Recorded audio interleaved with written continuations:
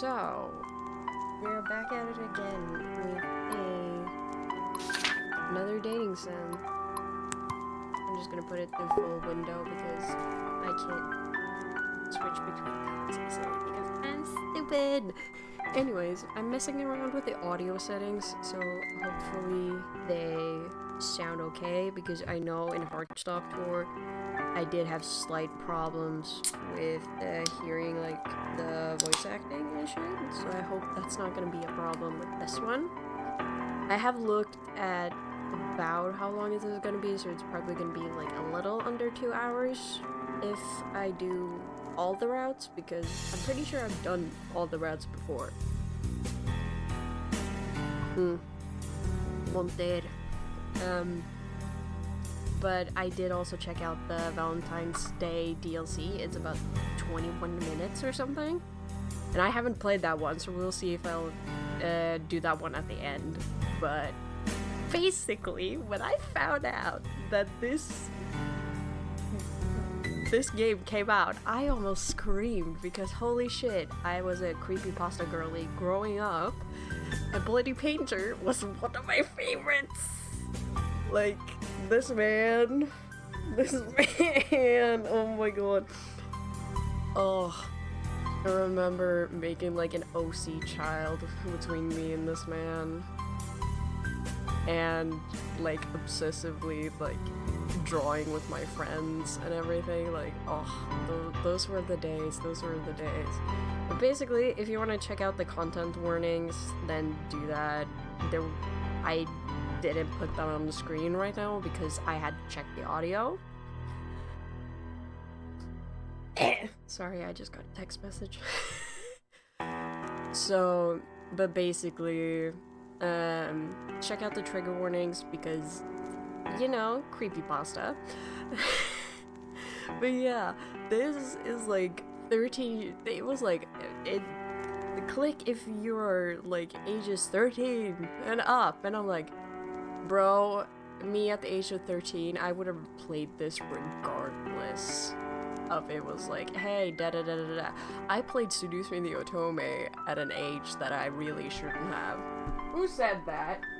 Not my parents buying me the second game, and I didn't even tell them what it was. Michaela, if you see this, you didn't hear shit.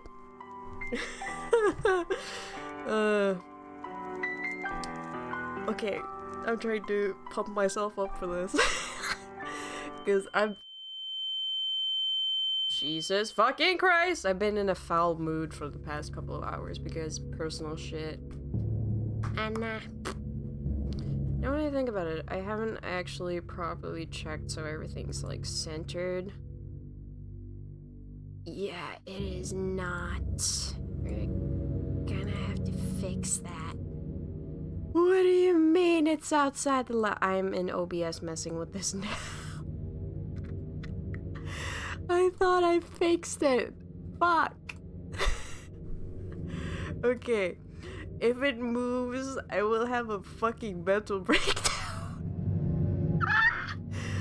Okay. But basically, I have played this before, and I really liked it. I did. Also, we're back at me playing this game at ungodly hours during a work week. But I do not give a shit. With a severe headache, you wake up in an unfamiliar place. As you touch the bruises on the back of your head, it seems you were hit by something heavy before you lost consciousness. Okay, it's hold on. Now I want to check the menu settings. Let me check the menu. Those are a little bit slow. Is this the speed? I don't know. Is it speed? I don't know. Back game. A heavy iron chain tied around your feet. Someone has trapped you here. Don't mind if I do. I like the fact that the trigger warning is like, hey, if you meet a serial killer, actually call the police and do not start a romance with them. And I'm like, if I met this man in real life, You bet your ass I'm gonna ignore that. I've been in here since I was, like, I was gonna say 12, no, 13. I think we discovered creepypasta at, like, 13, 14, some shit. So I've been in this house for a minute. You try to remember what happened before you lost consciousness, but you can't recall anything. Let's investigate the surroundings first. Wall, cell phone, mattress, meal, and I would probably check my cell phone first. No signal. Great! I might be in a remote place or underground? Where to investigate next? The meal? Oh my god, that's autistic food right there. How did you know? Near the door, there's a serving of spaghetti with tomato sauce and a bottle of water. Also, a round plastic fork that's completely harmless was thoughtfully attached. It's still warm. It feels like it was sent here not long ago. I don't remember if we should investigate, like, everything. It's been a minute since I played this. The room is surrounded by 4 walls without any windows. It's weirdly cleaned up, and no ashes or sand can be seen. It looks like a present built by a germaphobe. I forgot! Oh my god, where to investigate next? Mattress. There's a mattress on the floor. The mattress feels really hard to lie. Oh no, not one of those mattresses. I hate those. My friend is like, oh, it's good for your back. I don't believe you for a second. Also, I believe we're gonna get jump scared right here, just so you know. You peek through the keyhole, but you see nothing outside. I wonder where I am. Where to investigate next? Oh, okay. An investigation. Yes. What's the next move? Yell for help, listen, knock, open meal, sleep. Sit and listen. I'm like, I would probably do that, but with my hearing, I probably couldn't hear shit. You can't hear any sound other than your own breathing. The soundproofing in this room seems particularly good. Oh. I guess we could just go to sleep. Are you sure? Side eye? Side eye? Yes. Let's just go to sleep. It's fine. It's fine. I'm not gonna yell for help. I know how that ended last time. You lay on the bed. Well, it's not a bed, it's a mattress. You try to sleep under this condition. Maybe it's the fatigue caused by nervousness, but you still fall asleep. Huh? Eh? You open your eyes after hearing some noises. Hello, sir!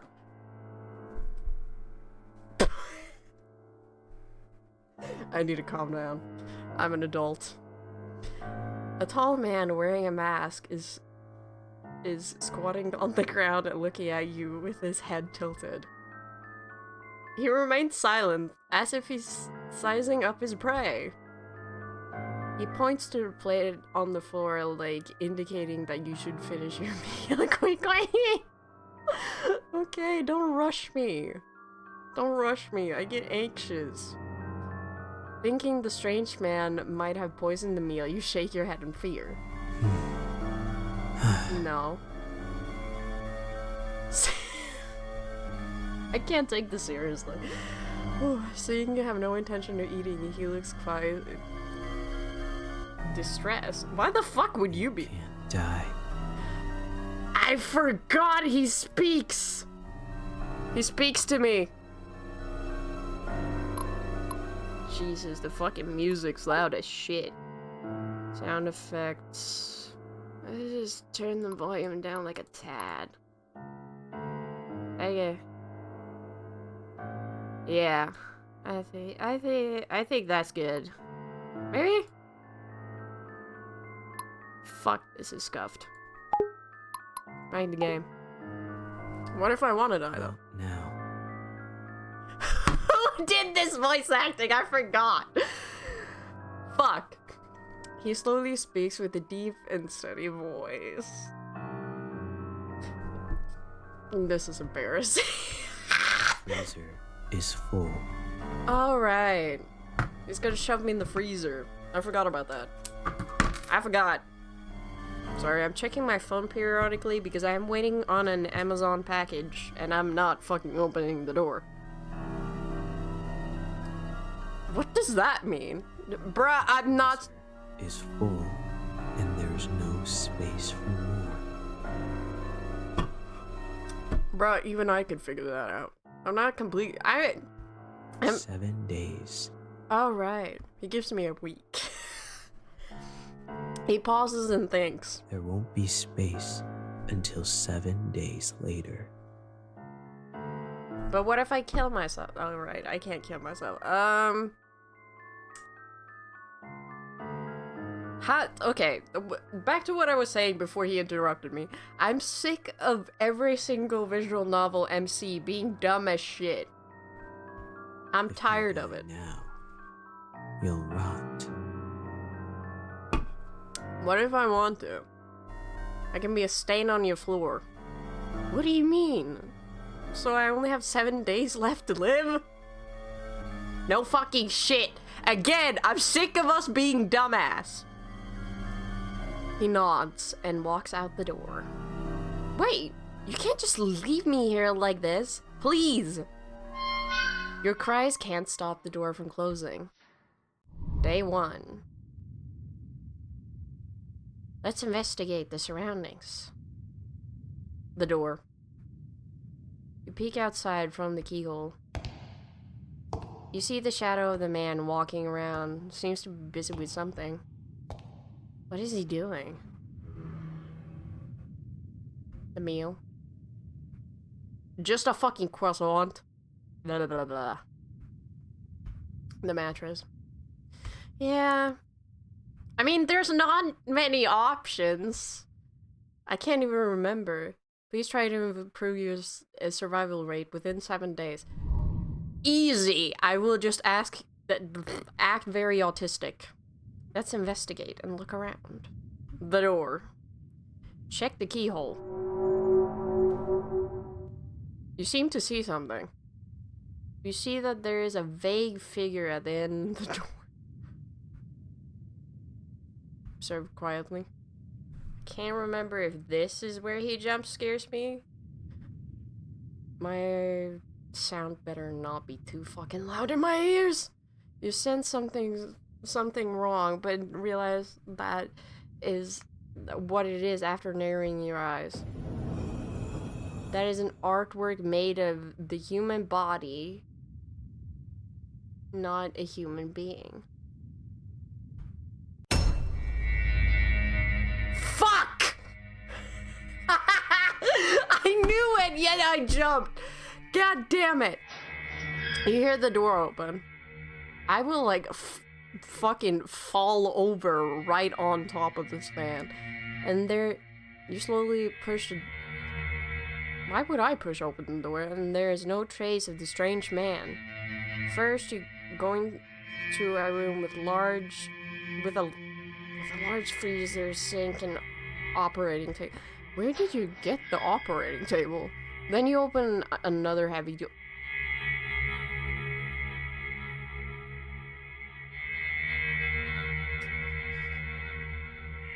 Okay. The jars are all filled with specimens made from human body parts. No shit. It's like you're in an art museum. Could it be that he wanted to freeze me as material for specimen artwork? I like the fact that she just says specimen artwork. Like it's very casual. You're thinking. You seeing this scene. Fuck! I would admire the art, to be honest. As sick as it would make my stomach. Listen, it would be cool. I'm just saying, maybe I am a psychopath. You look around and admire his artwork with relish. You look at them for 15 minutes straight. Interesting. Hello, sir. You hear a voice coming from the corner. I just want to sit and stare at him for a little bit. Like, he is such a simple design, yet so striking, and I have loved this man from the second I knew about him. So this game fills me with so much joy. It genuinely does. And when I found out about it, I couldn't stop screaming.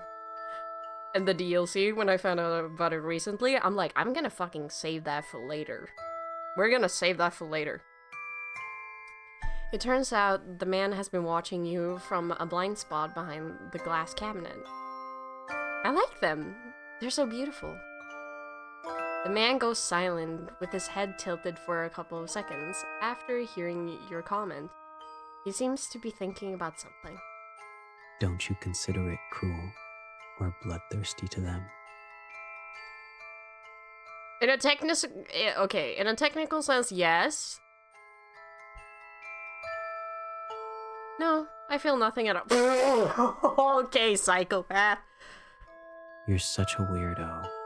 I forgot he called me a weirdo. Hey, I'm not the one making artwork of people's body parts. You think, aren't you talking about yourself? After you have a tour in his display room, he locks you back in the small room you were. Then why the fuck did you let me out? What do you mean? You go to sleep at the end of the day. Your survival rate increases. I want to survive this first, playthrough.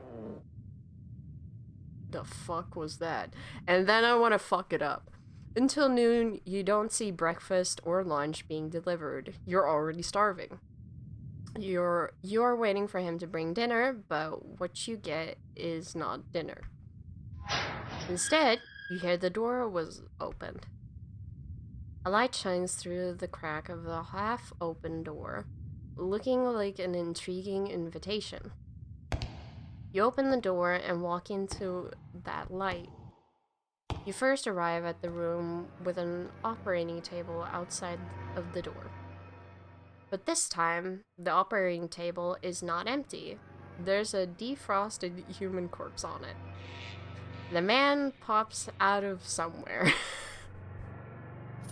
He unties the iron chain from your feet. Oh, right, I was chained. I forgot about that. Then how the fuck did I get out in the first place earlier? Anyways, and hands the surgical knife in his hand to you. First, where do you think the first cut should be? My face. Who said that? His voice sounds cold, like the kind of teacher who gives students hard questions on purpose. Okay. No, I'm not gonna attack him. But that would be rude to the I don't remember which one of these options was the best one. And I'm not gonna cheat with a walkthrough. I'm not. Usually I do that, but that's pussy shit. Stab it. Maybe beautiful works always come with some sacrifices. Without hesitation, you stab the abdomen of the corpse with a knife. But due to lack of professionalism, the lines you cut are crooked and ugly. He's holding my hand. Since when? Okay. And this is when he gets close behind your back and holds your hand. You're both holding the surgical knife like you two are cutting a cake together. With his hand, the lines you cut become smooth and clean. Why do I look so nervous if I stabbed the corpse in the first place? Like, this empty... empty? What the fuck? This MC is giving me whiplash. You can smell an ocean perfume on him due to how close you are. It seems to be sprayed to cover up the smell of formalin? Formalin? I don't fucking know. You feel his warmth with your bag, but his fingers are a little cold. I have cold hands, so I don't know how you think I'm gonna feel that. Unless he's ice cold.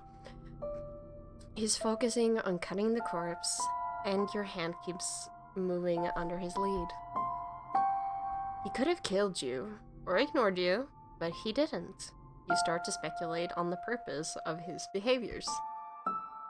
Could it be that he wants someone who can ignore the cruelty in the process and understand him? I mean... You think.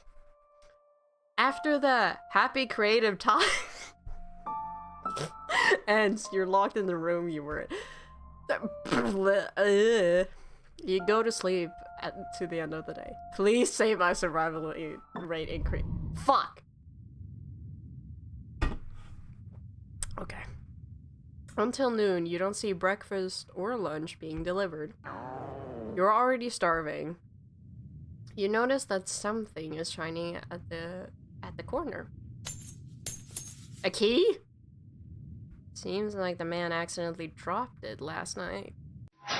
You open the door with the key.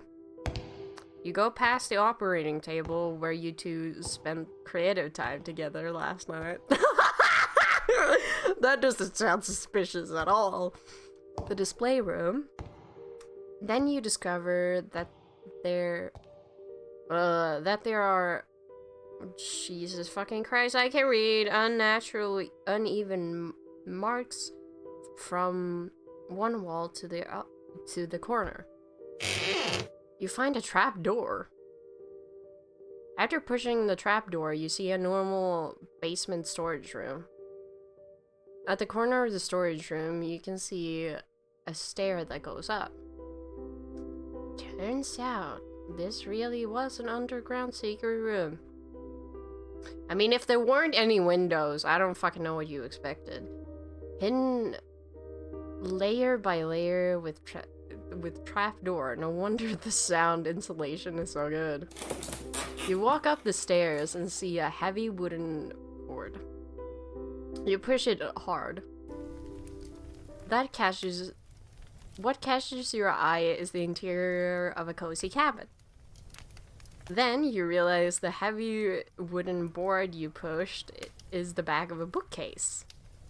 You look around and find that there are insect specimens everywhere in the cabin, and there is also a reindeer head specimen hanging on the wall.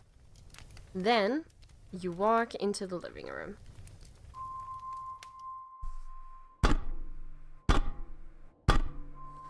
Fuck, I love this man.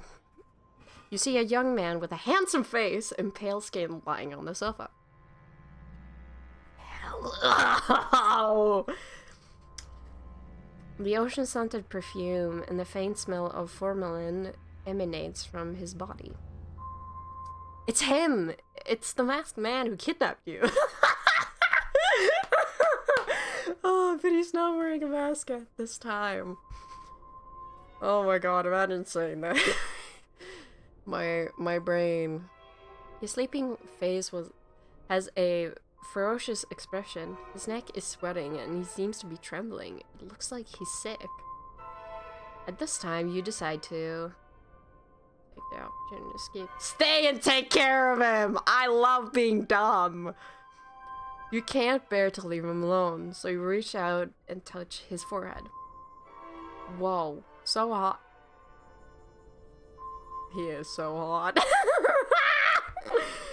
The dialogue's funny. I forgot how funny it was. Like, reading it out loud is different from just sitting and reading this to yourself. You can try and find something that will cool him down. Let's investigate.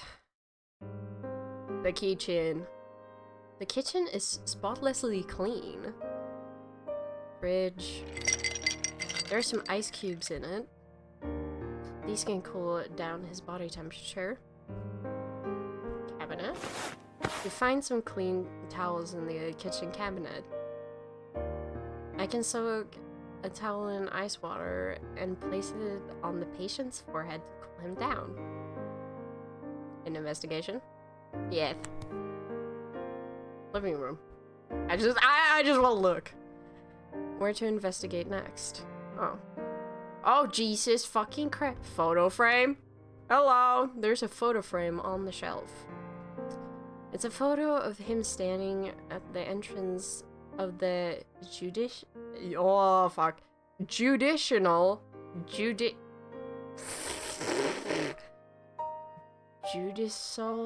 fuck, I can't read. Mental hospital with a man and doctors are okay. I forgot he was in a mental hospital. I'm trying to remember the OG creepypasta, but I can't quite put it. It's been a minute, okay? Bookcase. You find some of his profile files in the bookcase. Name, Helen Otis. Gender, male. Birthday, October 1st, 1980! That man is little more than 20 years older than me, technically.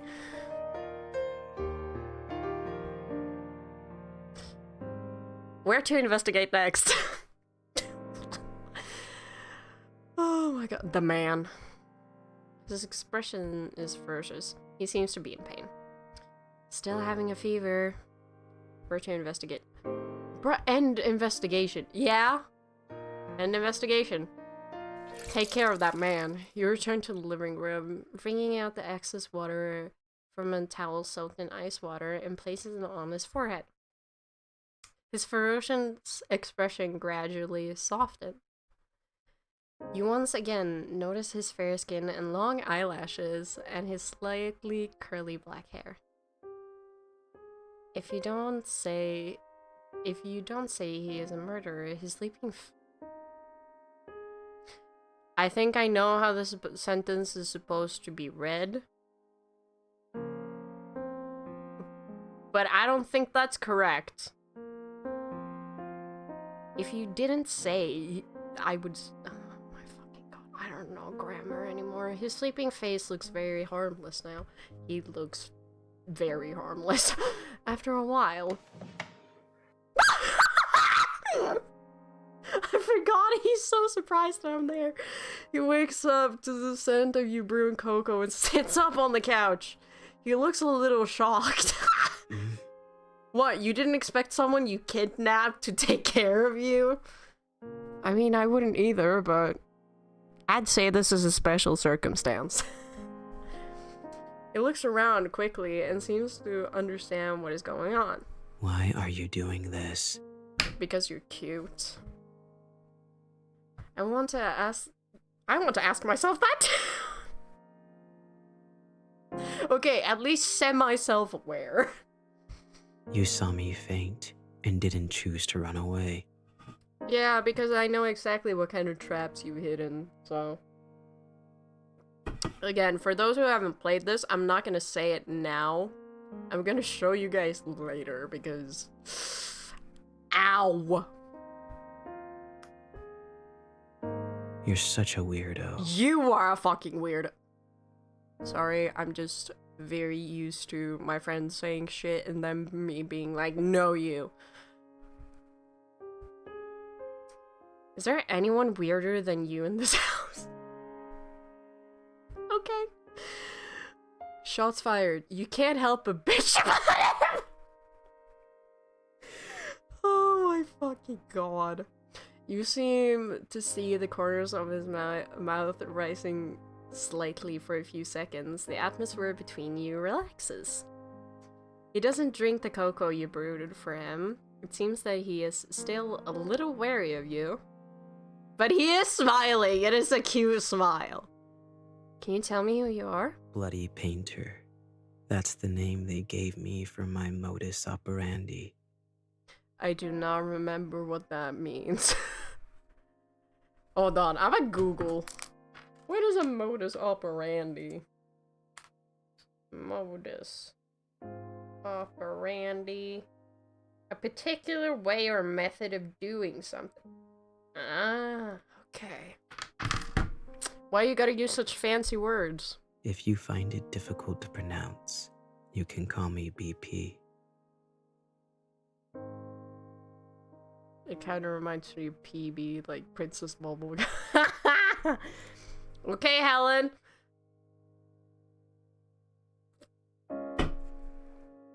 Oh my god, he doesn't know that I actually know his name. Even though what he told you was just a nickname, at least you know what to call him now. I snooped between his files, I know his name. After the brief Give me a second. After the brief conversation on the sofa, he does not lock you back in the underground secret room. Why not? Why not? Perhaps staying to take care of him when he fell ill was enough to prove that you won't run away. You get up from the sofa. Okay. And continue to look at the specimen decorations in the living room. He sits on the sofa, crosses his legs, and picks up a book and starts reading. By the way, you better not try to escape. I won't. I'm sacked. There are traps all around the cabin, and only I know how to get in and out safely. Of course. Of course you did. How do you know that I didn't move one of them?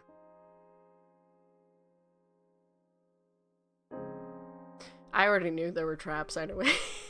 You want to know what's around the cabin? Fucking bear traps. You sit on the sofa. Soon, a wave of sleepiness comes over you. Oh, so I just crash. Today you fall asleep on the sofa in the living room, not in the cold underground secret room. Your survival rate increases. Let's fucking go! I didn't even have to try this time. I believe the first time I played this, I did get a bad ending, and I was like, what the fuck? You see him busy cleaning in and out of the house early in the morning. I'll come help too.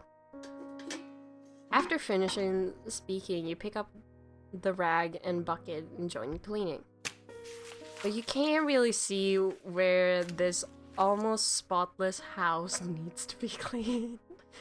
This man would hate me on the basis that I am not a clean freak. You're just taking a clean wet rag and wiping it on clean cabinets. Do you usually love cleaning this much? It would soon be covered with a layer of dust. That isn't... It must be cleaned like this 1 or 2 times a week, otherwise. That wasn't fully voice acted. Okay.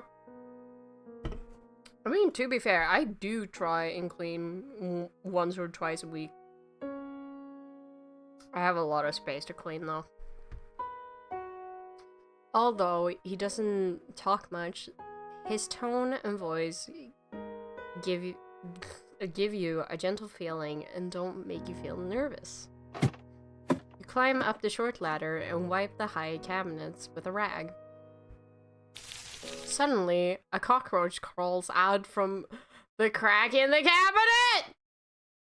You are so frightened that you lose your balance and fall backwards. Yeah, I probably would do that actually. You close your eyes. But what you get is not the pain of falling onto the ground, but a warm feeling. Fuck, he's fine as shit.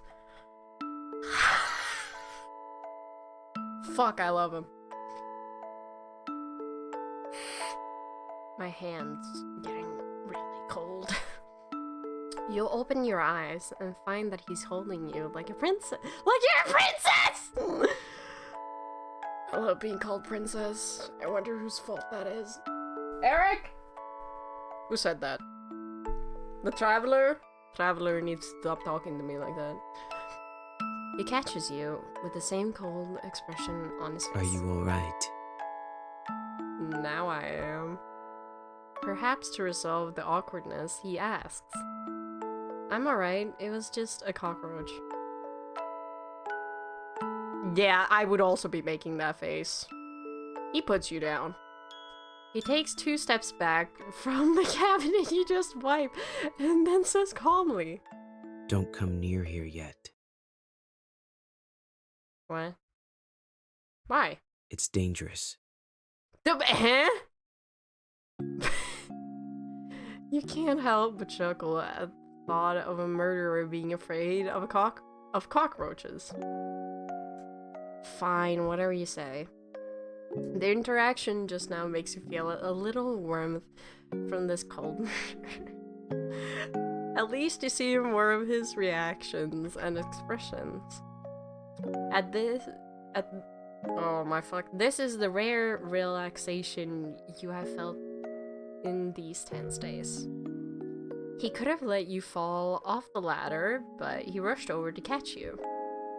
Somehow, you feel that after these few days of getting along, maybe you now both have different ideas about each other than you originally had.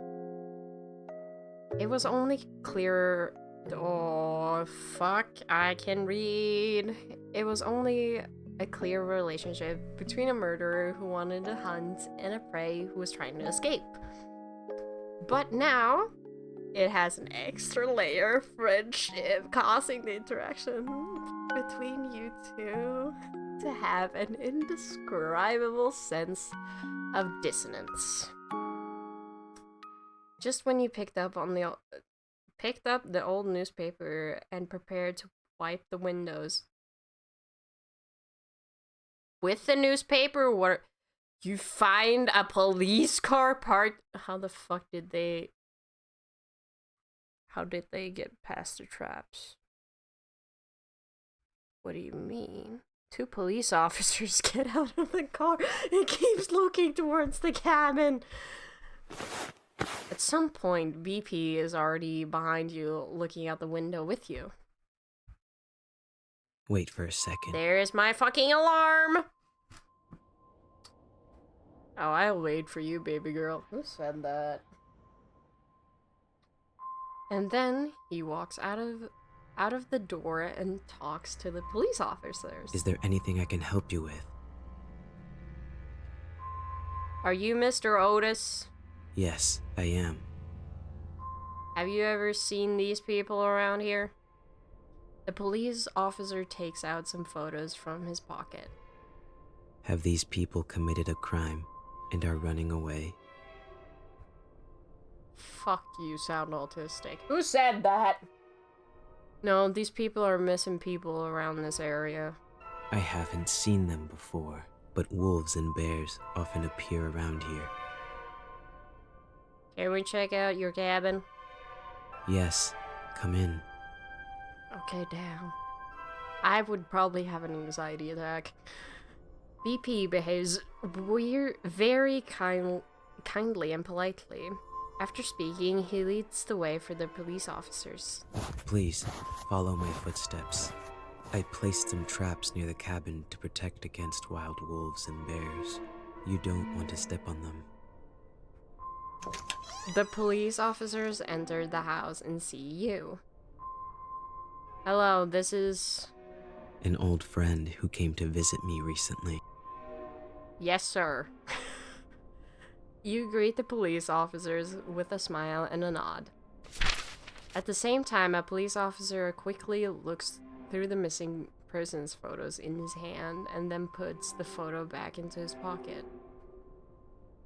It seems that your disappearance has not been discovered by anyone yet. You stand next to the bookcase, blocking the entrance to the secret room. After searching around, the police find nothing unusual and leave. His trust in you increases. Today you still sleep on the couch in the living room instead of the cold basement. Let's go! Upgrades, people, upgrades! Half asleep, you hear the sound of someone approaching. When you notice it, the person seems to be very close to you. You pretend to be asleep, and the person just looks at you, your sleeping face quiet. I cannot fake sleeping for the life of me. I can't. My eyes move around. Like, that is something, like, now when I know that, like, you can see when eyes move under the eyelids. He would see that and be like, I know you're awake. The man stretches out his hand and takes a bag just as he is about to touch your hair. Wait, I accidentally pressed that a bit too fast. He turns around and leaves. Day 6, morning. You see him busy in the kitchen for a while. Then breakfast is served in front of you. There is a piece of toast with just the right crispiness on the large round plate. A poached egg on top of the toast and some lettuce salad. The plating looks delicious. The drink is a cup of freshly brewed hot cocoa. Thank the fuck that it's not coffee. I hate coffee. The cutlery... I can read. The cutlery he gives you is still a round plastic fork with no offensive features. I would look at him and I would be like... Whatever. Whatever. You sit at the dining table and start eating while he sits on the chair opposite of you and flips through a book. It's still snowing outside, and listening to the squeaking sound of the fireplace, the atmosphere in the cabin is particularly comfortable. As long as you ignore the fact that you are in the same room with the murderer who kidnapped you, everything is really relaxing. Listen, I would catch Stockholm Syndrome so fucking quick. Oh.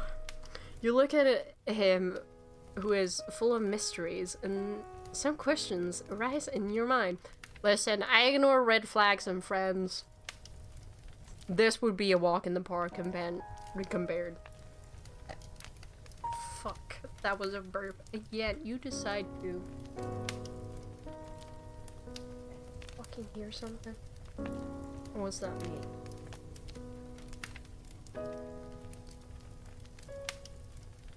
Who's there? Ask loudly. Ask carefully. Can I ask you a question? What is it? Are you single? I'm sorry, I had to. It was the perfect setup. Pick up the book next to you and read it. What work are you gonna use me for? You ask bravely. He looks up at you for a moment. I was going to make you into some kind of doll at first. Okay. Your eyes are beautiful, but if they are left alone, they'll become rotten and sunken. Fuck. So I would like to dig your eyes out and put them in a glass jar and soak them in formalin to preserve them. Is it weird that I've kind of had creepypasta lore similar to that? Who said that? I was gonna make an OC. I was. Glass beads will be placed in the empty eye sockets to replace the eyes.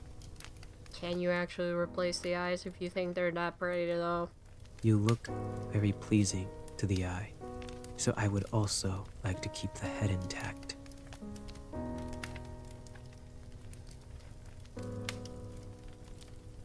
I need a minute. Stop, this is terrible. Thank you for the compliment! He looks very pleased with himself. Why did he say at first? Has he changed his mind? You're curious, but you don't have the guts to ask any further. What do you usually read? I would read some anatomy and taxidermy books, but today is different. I know a friend who does taxidermy. What are you reading today? The Truman Show. The what? Huh. What is the book like? The whole world that the protagonist lives in, including himself, is all just someone's creation. Everything that happens is watched by the audience, and there is no privacy at all. Oh. But he is completely unaware that he is in such a large theater. Huh. Very ridiculous, right? I would say that could be some I commentary can't on imagine today, this but to happen in reality, or to me. I mean, I don't think it's supposed to be taken like absolutely literally, but If our world was like the Truman Show, how would the audience view the current situation? they would ask, "What the fuck do you think you're doing?" To me, not to you.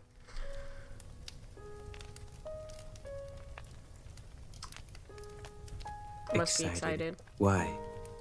Because drama! They may be attracted by your charm and want to be killed, but that's not what I meant! What do you mean?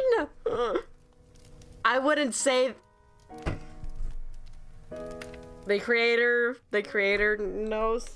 They know their audience. They know their audience. That's... Fuck, I forgot about that. Incomprehensible. Don't look at me like that. Don't. What a bunch of weirdos with good taste. I forgot how funny this was. It's hard to tell from his poker face whether he's seriously boasting or joking.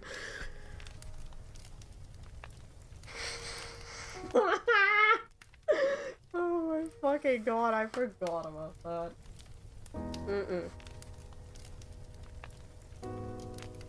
Like, I forgot the creator knows their audience. End conversation. I'm not interested in anything else. Day 6, noon. It's noontime.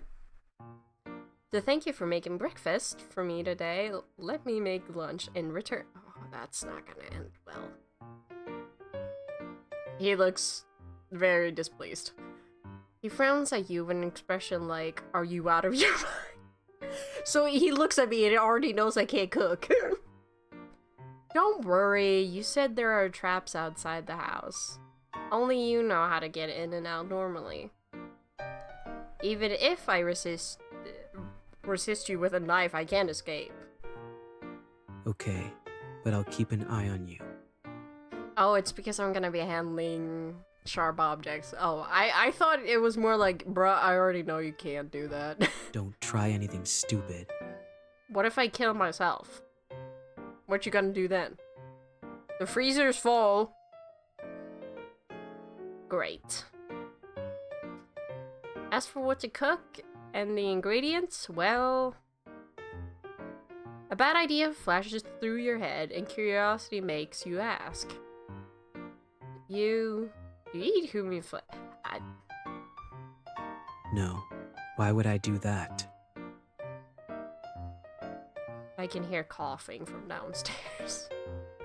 I just hear it all of a sudden and I'm like, god damn. And I never think about You're eating fucking them. loud.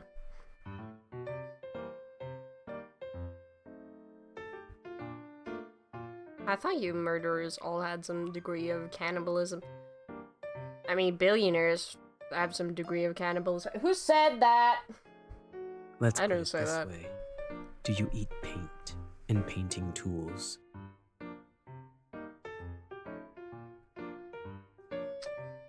Who says something has to be edible for you to eat it? Moving on. Just because I kill people to use as materials to make works doesn't mean I will eat them. Yeah, well, human curiosity, my guy. Also, I'm different from those who have fun committing a crime and kill purely for the sake of killing. Then who do you kill?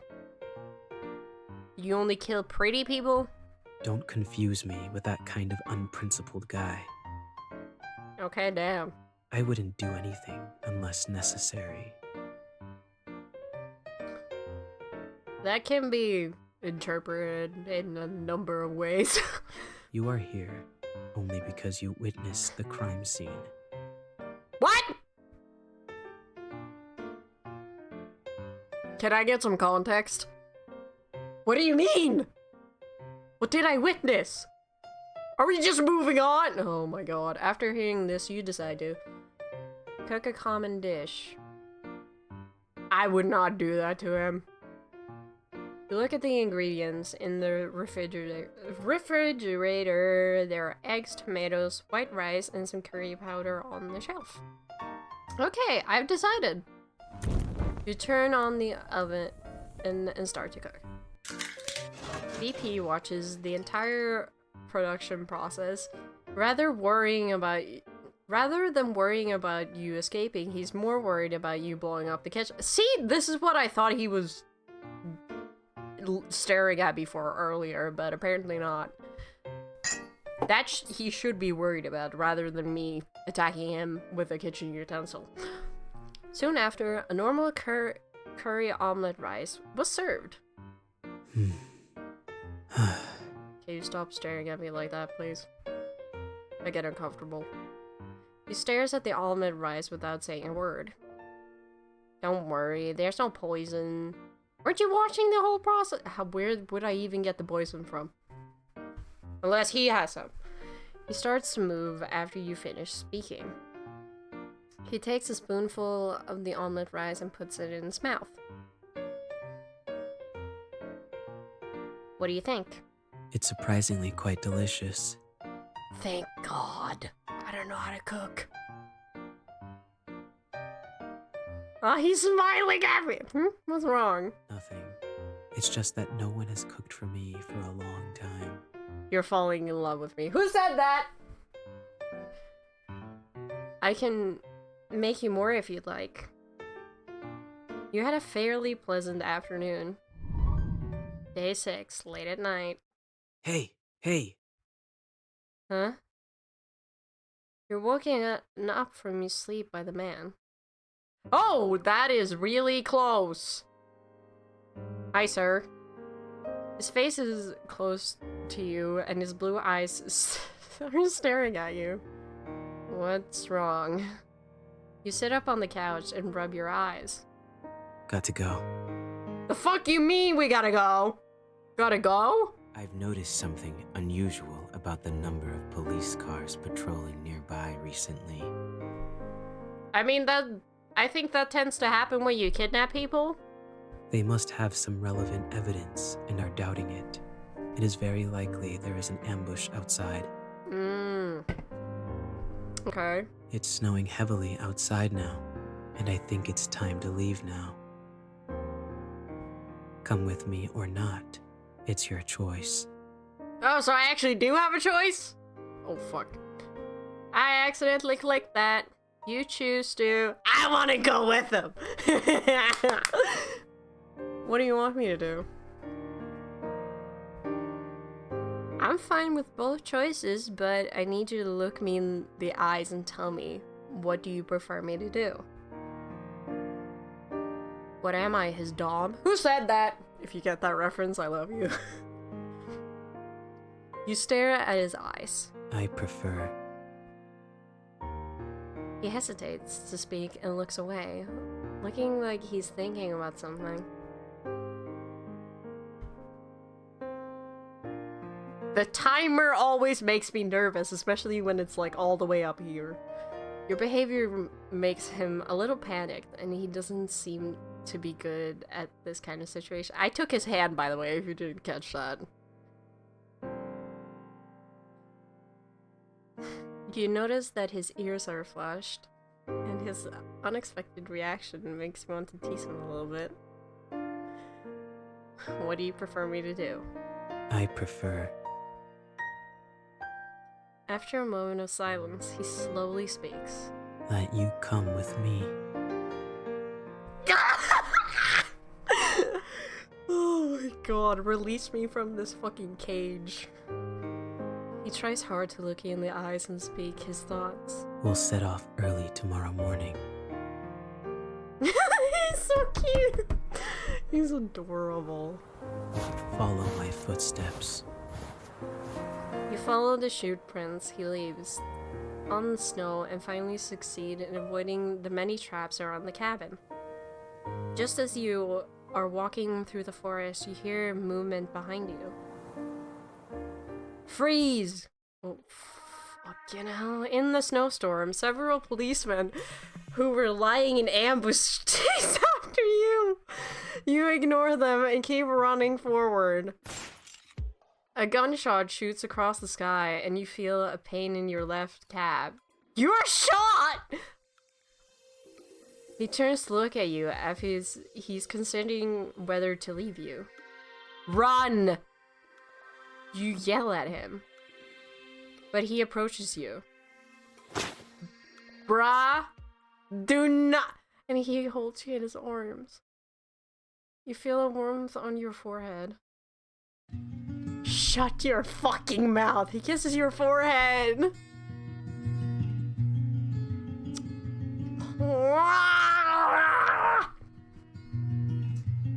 You feel the time freeze at this moment. The kiss is almost like a goodbye. Then he leaves you and runs forward, disappearing into the heavy snow. Again, that's funny. You're later taken to the oh my god, taken back to the police for questioning. You say throughout the process that you were a victim. On that note, you're not lying. You don't reveal any unnecessary details, since there is no relevant evidence to prove that you are an accomplice. And the police can only release you after a long period of interrogation. After that... Alright. 2 years passed. Now you live in a cheap little apartment. You live an ordinary life as if what happened 2 years ago never happened. Today is Halloween, and every household nearby has put some thought into making decorations, but for you, it's just another day at work. When you return to your apartment after getting off work in the evening, the strange thing is that as soon as you open the door, you feel a gust of wind. You remember that you closed the window before going out. Just when you're about to close the window, shut your fucking mouth. You find a gift left by someone on the table next to the windowsill, a red rose. You don't know why, but you have a feeling that BP has been here. Every Halloween after that, you receive a rose at your residence. It's like a once-a-year greeting. Although he says nothing, the rose seems to tell everything. Although you have certain similarities, you are two people from different worlds after all. Perhaps living your own life this way is the best outcome for both of you. Good end. 4. 4 of 2. Or what? I don't understand the 4 and the 2. Different worlds. Again, I don't remember how many endings there were because I don't want to cheat and use a walkthrough. I don't. Well, it feels like cheating, but in my opinion, I don't think walkthroughs are cheating. Fuck, that was loud! But okay, this time, I'm gonna try and escape. Keyword, I'm gonna fucking try. That's the keyword. Try. Oh my god, it's been 59 minutes. Because I'm silly.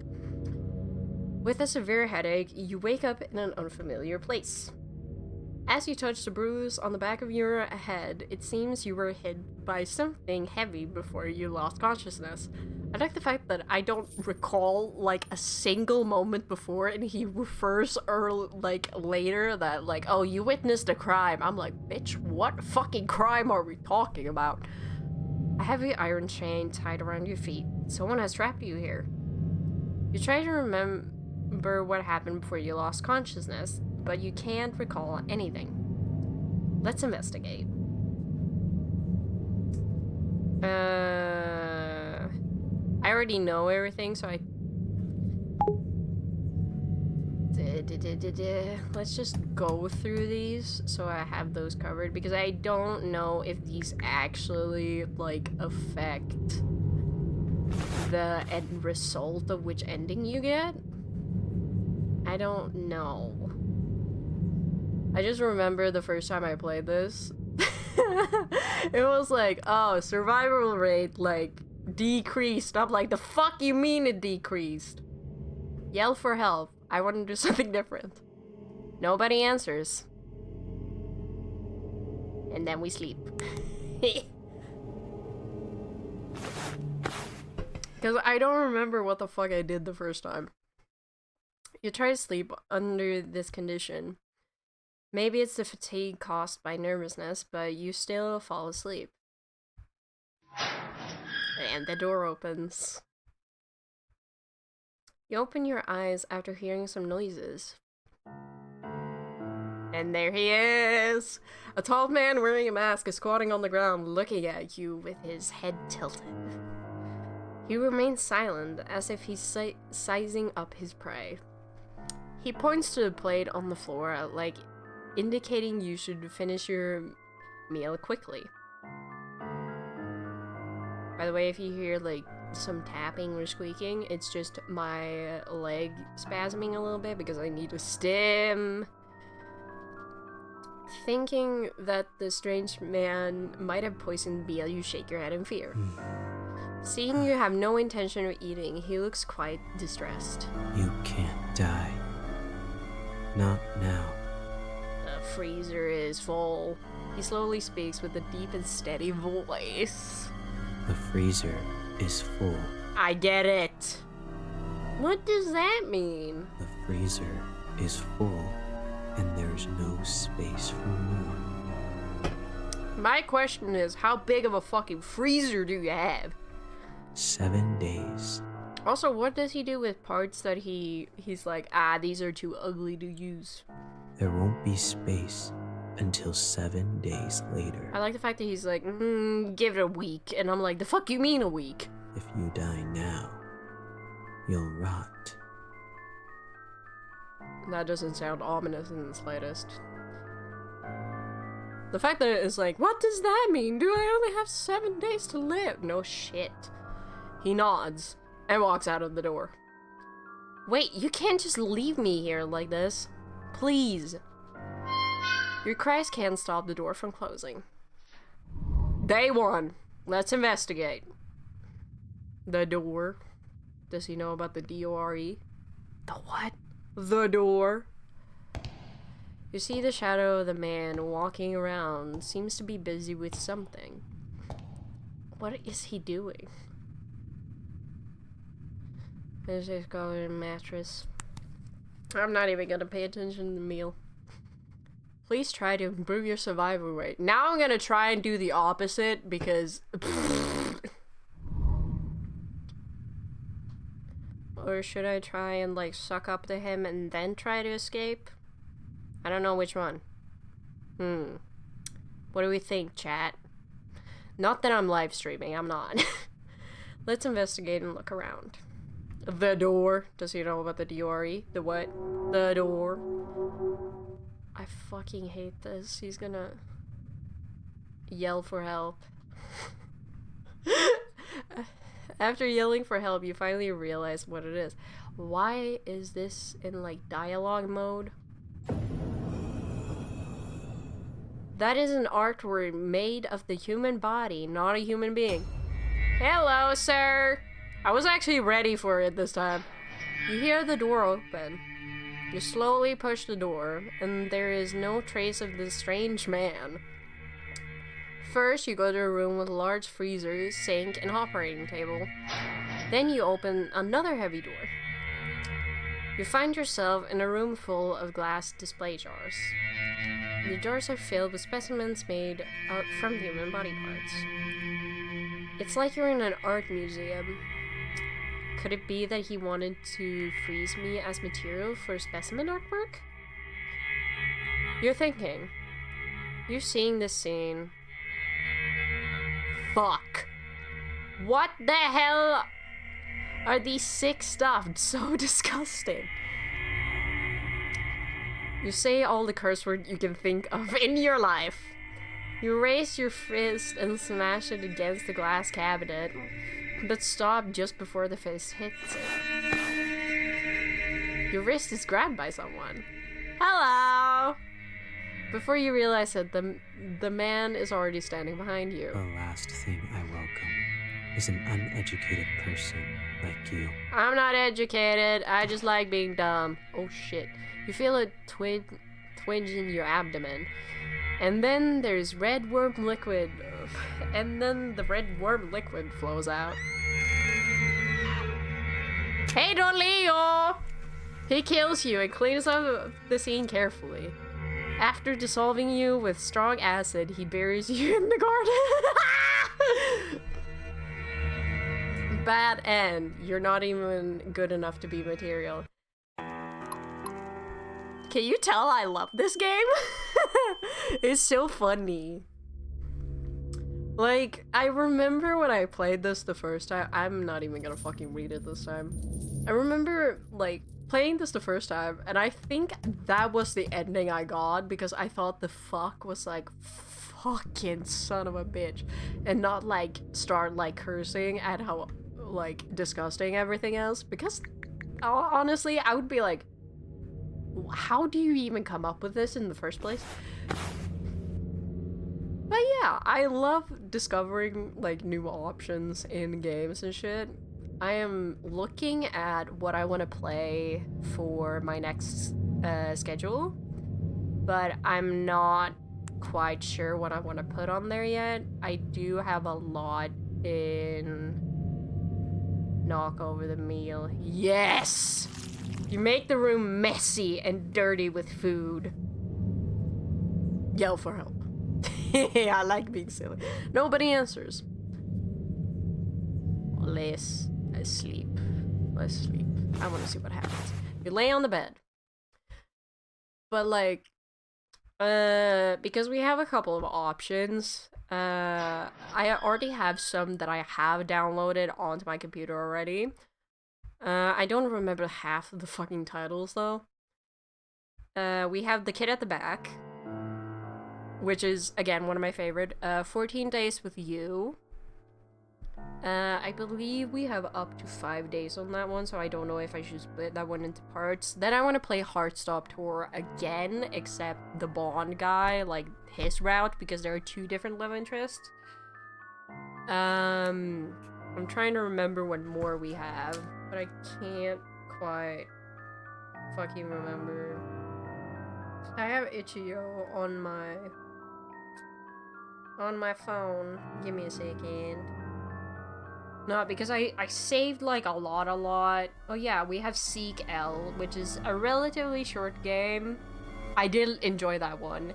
Also, oh yeah, Error 143 was one of the first visual novels on Itch.io that I ever like downloaded, and it has an update, and I want to play that one.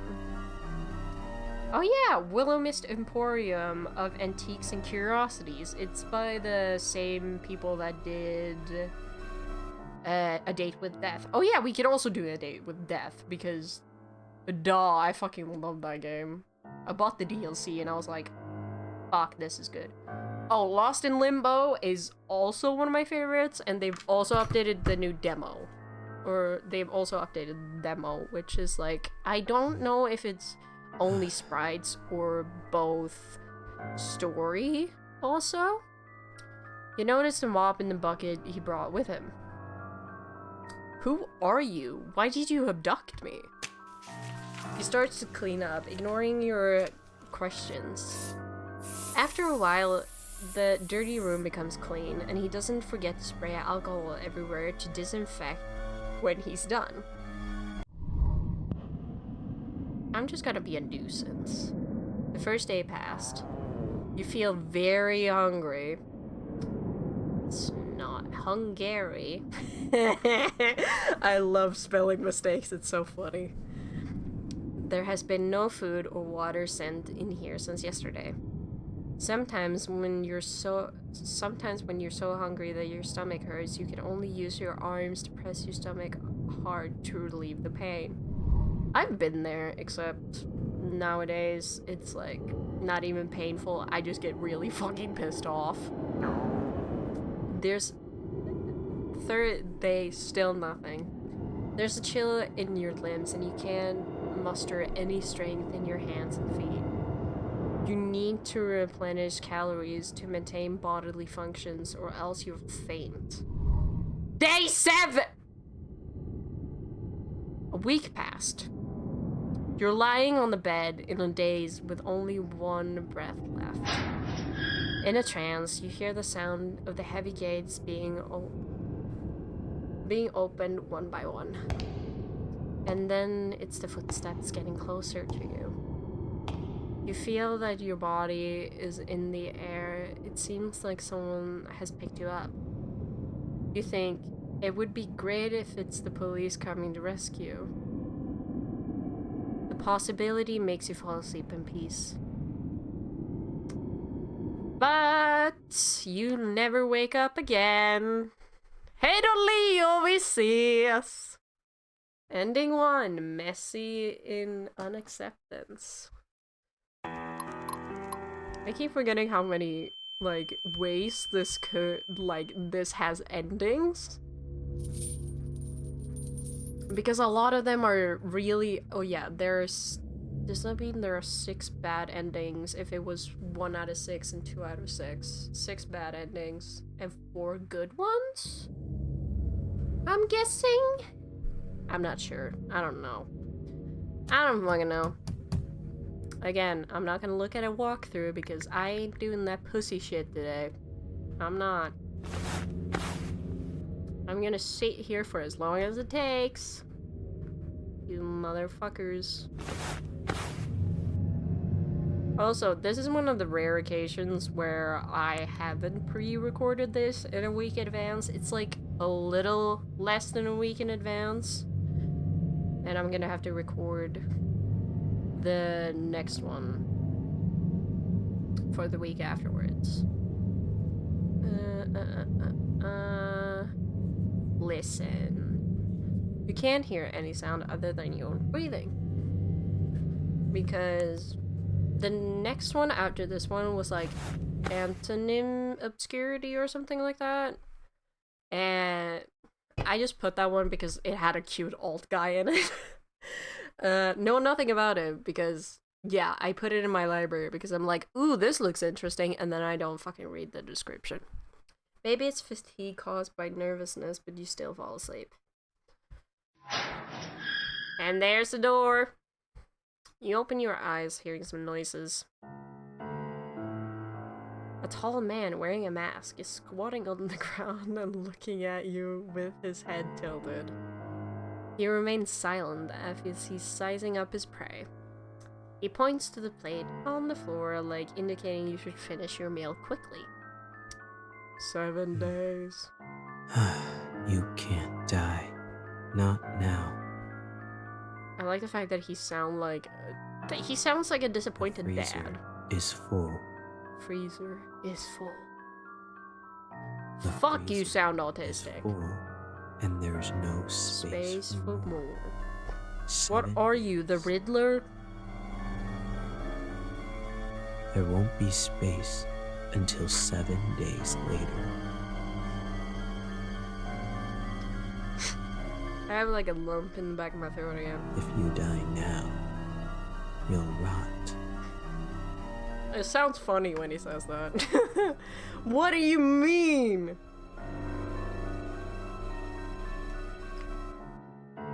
He nods and walks out of the door. Wait, you can't just leave me here like this, please. Your cries can't stop the door from closing.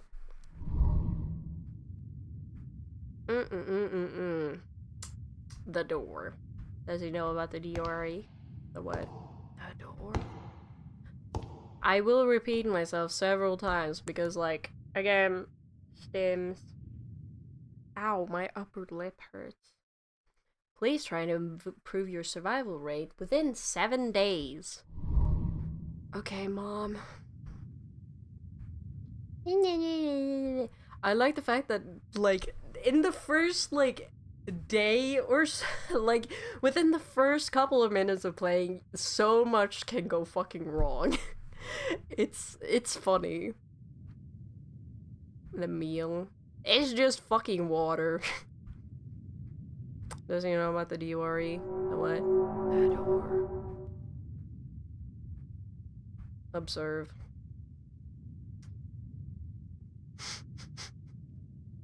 Release the power of my uber autism. Observe. I think I'm funny. I still find it kind of weird the way it is, but... Hello! I remember I learned how to, like, draw fake blood with, like, markers from this one guy reading creepypastas on YouTube and, like, drawing at the same time. Like, that is how I learned to, like, use markers to make, like, blood stains and shit. It was so fun. Could it be that he wanted to freeze me as material for specimen artwork? You're thinking. Seeing the scene. You know what kind of pussy shit we're gonna do now? I'm gonna fucking save. If I can. Fuck. Wait, I can't. I'm gonna save right here. Save it. What the fuck? Yep. And then we can go back here, because I'm not going through the first part and reading it all over again. Right away! You look for a door to escape anywhere, but you can't find any. With an idea, you lie on the wall and start tapping, trying to find if there's a hidden secret passage. Just when you're tapping, someone covers your face with a small towel from behind. You pass out after struggling for 2 to 3 minutes. The thing about chloroforming someone, that is, like, so under-exaggerated in movies is that you could very fucking easily kill someone with chloroform, apparently. You're back in the small room when you wake up, and the door is locked. There's no such chance ever again after that. You can only eat the meal he sends you every day and wait for the 7th day to come. Bad end. Lamb to the slaughter. Okay, now we're actually gonna fucking load because I'm not reading the first part over again. Admire the artwork. So we can survive a little bit longer and then escape. And see what happens. You look at them for 15 minutes straight. I'm just gonna put it in auto. You hear a voice coming from the corner. It turns out to be the man's been watching you from a blind spot behind the glass cabinet. I like them. They're so beautiful. The man goes silent with his head tilted for a couple of seconds. Okay, auto isn't helping. Don't you consider it cruel or bloodthirsty to them? I mean, it depends on who you ask. No, I feel nothing at all. Not psychopathic in the slightest. You're such a weirdo. You're a weirdo. You think, aren't you talking about yourself? After you have a tour in his display room, he locks you back in the small room you were in. You go to sleep to the end of the day. Ba-dum-bum-bum-bum, survival rate increases! I know there's until noon, you don't see breakfast or lunch being delivered. You're already starving. You're waiting for him to bring dinner, but what you get is not dinner. Instead, you hear the door open. A light shines through the crack of the half-open door, looking like an intriguing invitation. You open the door and walk into that light. first arrive at the room with an operating table outside the door. And the fucking freezer! The man pops out of nowhere. He unties the iron chain from your feet. I'm gonna fucking save it here too, just in case. Let's save. We're gonna save right here. Because I'm gonna stab this motherfucker. He unties the iron chain from your feet. First, where do you think the first cut should be? My face. His voice sounds cold. Like the kind of teacher who gives students hard questions on purpose. Attack him with a surgical knife. You turn around and quickly and try to stab him with the surgical knife.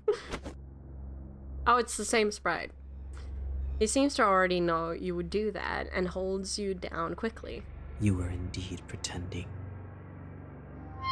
He locks you back in the small room you were in. There is no such chance ever after that. You can only eat the meal he sends you every day and wait for the 7th day to come. Ba-dum-ba-ba-bum! Bad end for smartass! Again, a lot of these are so fun.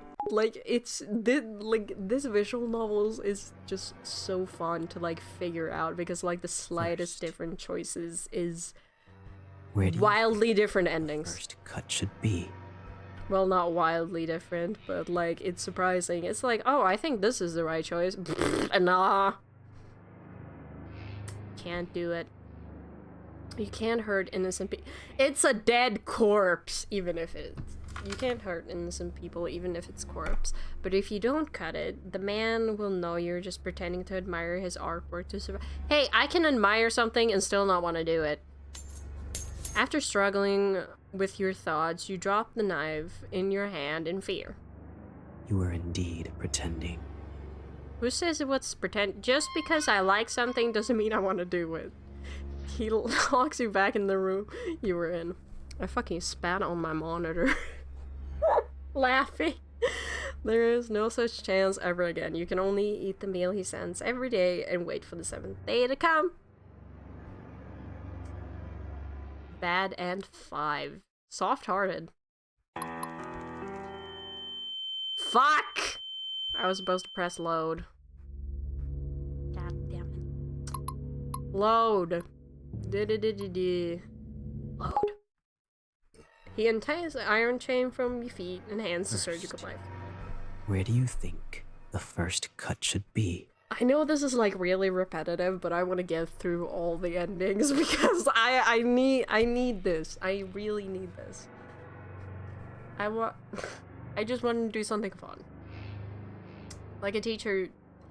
His voice sounds cold, like a teacher who gives students hard questions on purpose. Stab the corpse. Maybe beautiful works always come with some sacrifices. Without hesitation, you stab the abdomen of the corpse with a knife. But due to a lack of professionalism, I wouldn't say professionalism, it's more like experience, the lines you cut are crooked and ugly.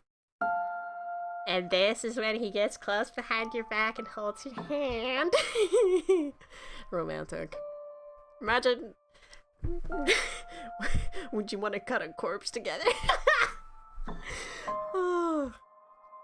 With his hand, the lines you cut become smooth and clean. Why you look so nervous? You can smell the ocean perfume on him due to how close you are. It seems to be sprayed to cover up the smell of formalin. Still don't know how to say that, even if I heard him say it. You can feel his warmth on your back, but his fingers are a little cold.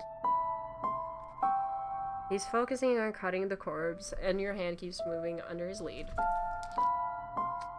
I just remembered that I was waiting on a package. I'm gonna just double check if it's delivered. Nope, it is here in an hour.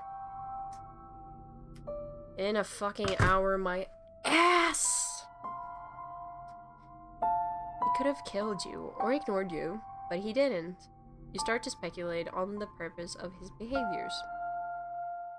Could it be he wants someone who can ignore the cruelty in the process and understand him? I can do that. I can do that. After the happy creative time ends, you're locked in the room you were in. You go to sleep to the end of the day.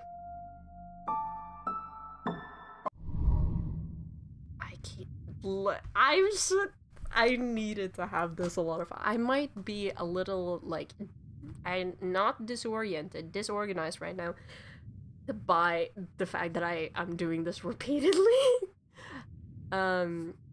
With the combination of monster. But, like, I just needed something to cheer me up, and this, I think this was it, honestly. Life is fucking ass when you have ungrateful people in your life, but I try not to dwell on it. I really shouldn't. I have so many personal projects along with this channel to do, plus I am still in school and I have a lot of just stuff doing and creative shit. I'm just trying to make the most of life without someone holding me back and keeping me from doing what I want to do, because we always need to do what this person does. I'm just gonna say this. I'm just gonna spill slightly a little bit of tea. Life is going apeshit for them right now. And I don't want to take credit for that, but I might have cursed them. And it's working. It's fucking working, and I love it. A key. It seems like the man accidentally dropped it last night. You open the door with the key. You go past the operating table where you two spent creative time together last night. Oh, we can get creative in several ways. Who said that? The display room. Then you discover there are unnatural, uneven marks from the wall to the corner. You find a trap door. After pushing the trap door, you see a normal basement storage room. At the corner of the storage room, you see a stair that goes up.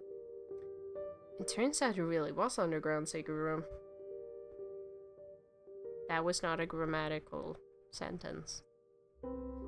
Again, I'm recording this when I really should be going to sleep, but I need this. I need this for my mental health, I feel like. Hidden layer by layer with a trapdoor. No wonder the sound installation is so good. You walk up the stairs and see a heavy wooden board. You push it hard. What catches your eye is the interior of a cozy cabin. Then you realize the heavy wooden board you pushed is the back of a bookcase. You look around and find that there are insect specimens everywhere in the cabin, and there's also a reindeer head specimen hanging on the wall.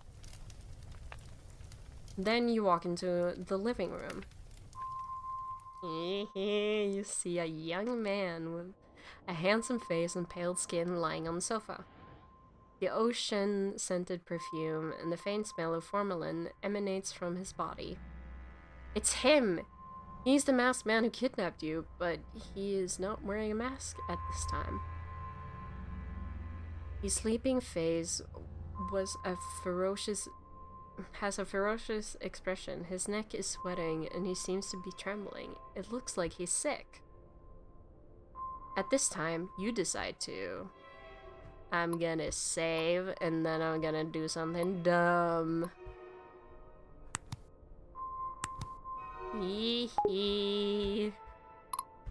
I'm just gonna fuck around and find out. Take the opportunity to escape, let's go! If you don't run away now, then when? You open the door and will find a forest with heavy snow outside. You remember why you came here. You were traveling alone. In the evening, your car hit a deer on the forest road and then stalled. With no cell phone signal in the deep mountains, you walked on the road for 30 minutes until it got dark. Then you saw the lights of a cabin in the forest and decided to ask the occupants for help. That's when you witnessed that scene. You witnessed a man wearing a mask dragging a corpse into the cabin, and unfortunately, you were discovered by the man. You ran wildly on the mountain road, but the man was more familiar with the terrain than you were and quickly got it in front of you and knocked you out. Then, when you opened your eyes, you were in the underground secret room. But this time, the man fell ill on the couch, and there's no one to stop you. You cross the gate with confidence, but after you only take a few steps, a sharp pain hits your calf, and you look down at the blood-red stain on the snow. Just now, you realize that there are a lot of bear traps placed around the cabin. And it was difficult for you to identify them because they were covered by the snow. The unstoppable pain makes you fall forward into the snow in front of you. As more bear traps are triggered, you are no longer you. You are an unrecognized piece of flesh. The snow is dyed bright red, and you can only wait for the wolves to eat up your remains. Dun dun dun. Dun dun dun. Bad end 6 out of 6. Beware traps. Again, every fucking twist and turn, I'm like amazed every single fucking time because the choices are so like hit or miss. I'm like, oh, let's try this, let's try that. And like the first couple of minutes I started playing, I was like, what the fuck? Stay and take care of him. You can't bear to leave him alone, so you reach out and touch his forehead. Wow, so hot! I need to like drink a little bit. There we go. You try and find something that can cool him down. Let's investigate. The kitchen. The kitchen is spotlessly clean. Cabinet. You find some clean towels in the kitchen. Cabinet. I can soak the towel in ice water and place it on the patient's forehead to cool him down. An investigation. I think that should be fine, right? Living room. Should we investigate something more? I mean, feel free to like check out this game because like I think it's good. You don't think it's too good for the patient to sleep on the sofa, but you can't move him with your strength. Where to investigate next? Photo frames, specimens, shelf? Locked box. There's a box with a combination lock on it, on the shelf. I kind of want to cheat and know what it is. Okay, for once I want to cheat and know what it is. Hold on. Locked box. Painter dating sim.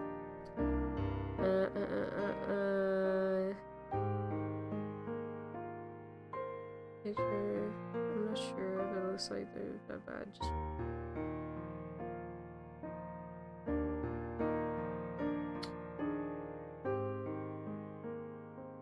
the code was October 1st. I don't know different for anyone. Random information, please let me know. Okay, so it's 10:00. Oh. So it's 10:01.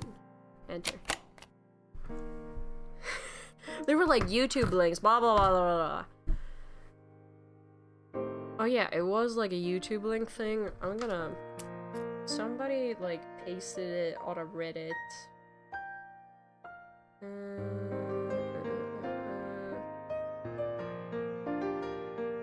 And of course, there's a commercial before it. I just want to check out where it was. What the fuck? Wait. What? I keep clicking!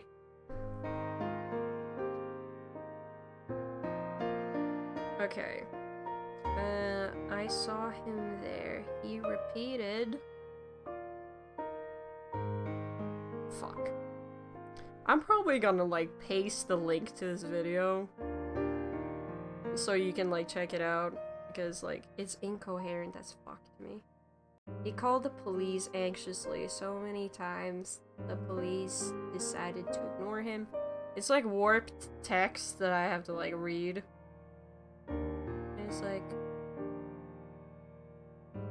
Huh.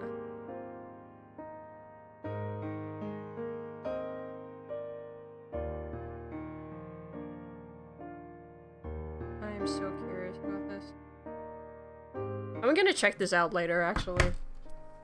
I wonder what it means. It's a YouTube link. Well, it should be the end of a YouTube link. Apparently. Yes. End investigation. You return to the living room, wringing out the excess water from a towel soaked in ice water and place it on his forehead. His ferocious expression gradually softened. You once again notice his fair skin and long eyelashes and his slightly curly black hair. If you didn't say he's a murderer, his sleeping face looks harmless now. After a while, you look shocked, sir. What is it? He wakes up to the scent of you brewing cocoa and sits up on the couch. He looks a little shocked. Hello!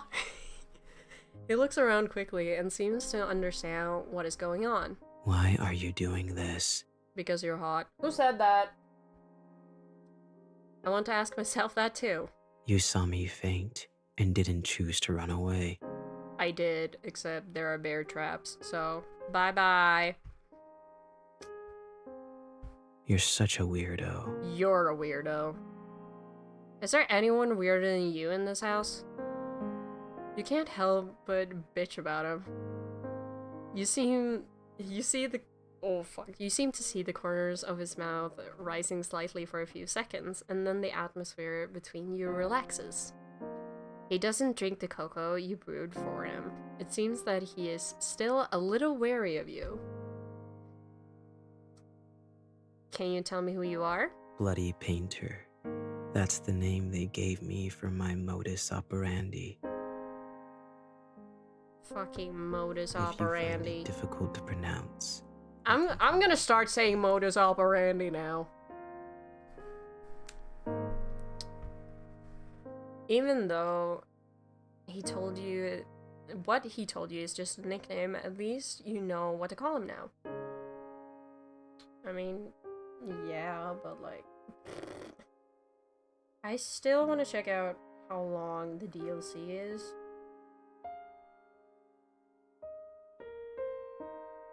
DLC.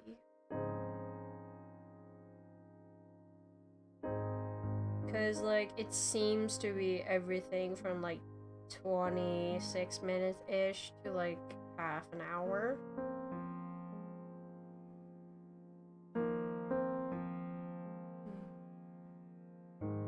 DLC.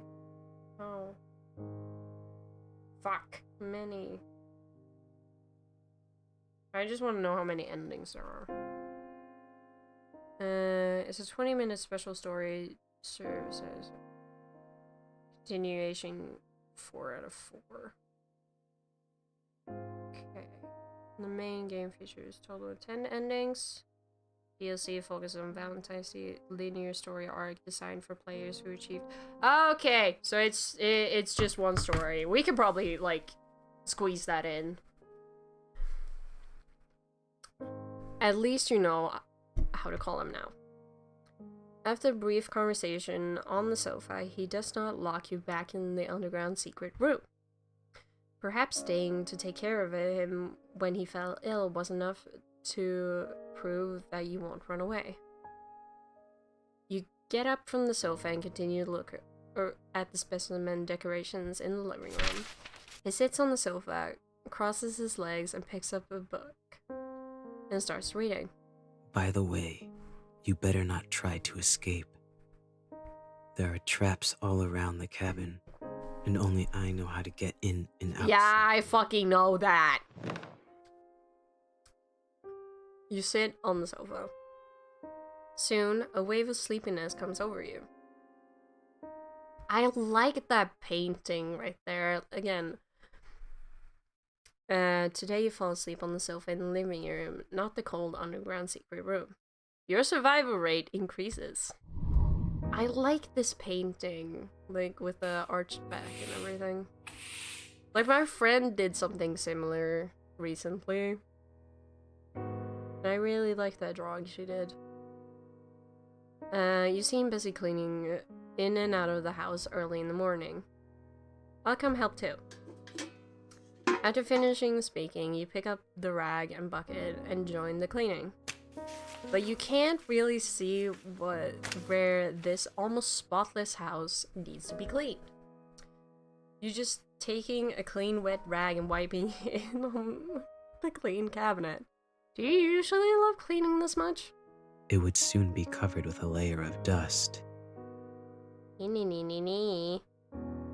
Although he doesn't talk much, his tone and voice give you a gentle feeling and don't make you feel nervous. You climb up the short ladder and wipe the high cabinet with a rag. Suddenly, a cockroach crawls out from the crack in the cabinet. You're so frightened that you lose your balance and fall backwards. You close your eyes. But what you get is not the pain of falling on the ground, but a warm feeling. He is so fucking pretty. He is so pretty. I'm biting my lip. He catches you with the same cold expression on. I can read. Are you alright? Do I look alright? Perhaps to resolve the awkwardness, he asks. I'm alright. It was just a cockroach. He's like, the fucking what? He takes 2 steps back from the cabinet you just wiped and says calmly. Don't come near here yet. Why? It's dangerous. Ah yes, because it will kill us. You can't help but chuckle at the thought of a murderer being afraid of cockroaches. Fine, whatever you say. The interaction just makes you feel a little warm from this cold murderer. A little bit of warmth from this cold murderer. I can read, I swear I can read. It's been an hour and 43 minutes, okay? I need to, like, periodically check so the recording, like, actually looks okay. Because I don't want this fucking up too badly. Because I do not feel like recording this again. At least you see more of his reactions and expressions. This is the rare relaxation you have felt in these tense days. He could have let you fall off the ladder, but he rushed over to catch you. You like me. You think I'm pretty. Like, I do enjoy it, but it Wait does. for a second. I love the variation, but it does get repetitive. And then he walks out of the door and to talk to police officers. Is there anything I can help you with? I just love listening to his voice. Yes, I am. Mr. Otis. Oh my god. Have these people committed a crime and are running away? You sound so monotone that I'm like, are you autistic? Like, he sounds I autistic haven't as seen fuck. them before, but wolves and bears often appear around here. Bears. Yes, come in. BP behaves very kindly and politely After speaking, he leads the way for the police officers. Please, follow my footsteps. I placed some traps near the cabin to protect against wild wolves and bears. You don't want to step on them. Yeah, I discovered those before I got to, like, this far in the game. I was like, the fuck you mean, bear traps? Hello, this is... An old friend who came to visit me recently. Yes. I wonder if he ditched my car somewhere or if it's still on the road. Because it turns out, you know, like, my car broke down and shit, so I'm wondering what the fuck he did with that. You stand next to a bookcase blocking the entrance to the secret room. After searching around, the police officers find nothing unusual and leave. His trust in you increases. Fine ass shoddy. Half asleep, you hear the sound of someone approaching. When you notice it, the person seems to be very close to you. You pretend to be asleep, and then the person just looks at you, your sleeping face quietly. The man stretches out his hand and takes it back just as he is about to touch your hair. You like me. He turns around and leaves. He likes me. You see him busy in the kitchen for a while. I think we can, like, semi-skip some of these bits because we've already, like, gone through them. Also, ask loudly or ask carefully. We gotta save right here. Because I believe this does sort of affect the end result. I just can't remember how much. Ask loudly. I have a question! Just say it with super loud voice. I'm not Van Gogh. I have ears to hear. Jeez. What is it?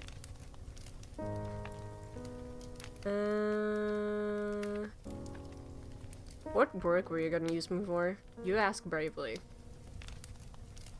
He looks up at you for a moment. I was going to make you into some kind of doll at first.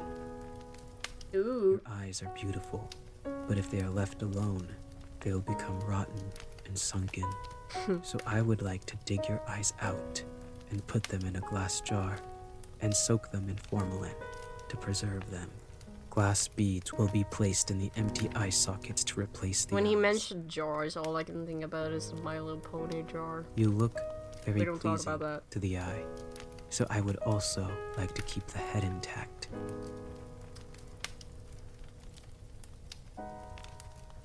We just gotta save right here.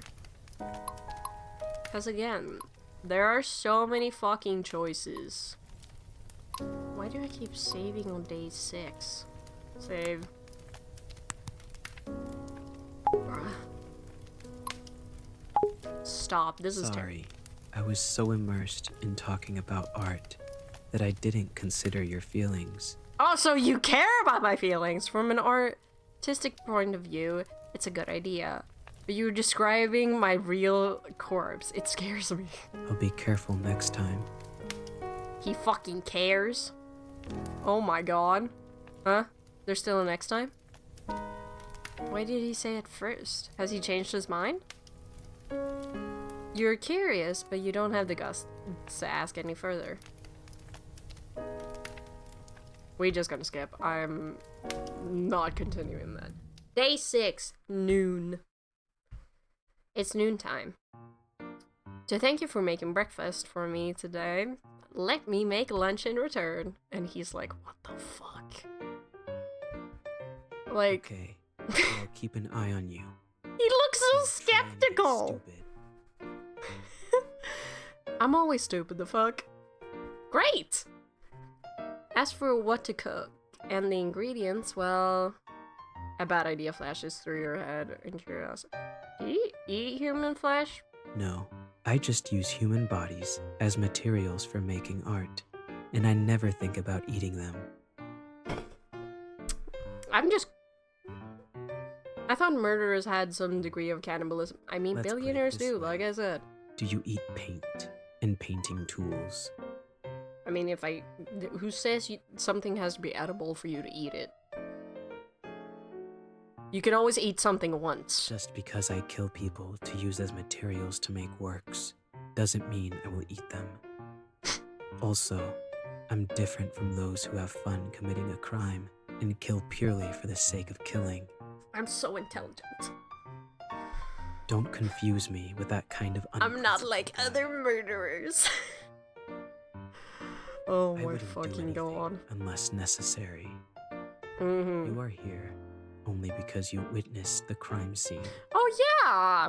I mentioned to my friend earlier that I was busy editing for like my channel, and he was like, "Oh, no shit, share like your channel with me so I can like see."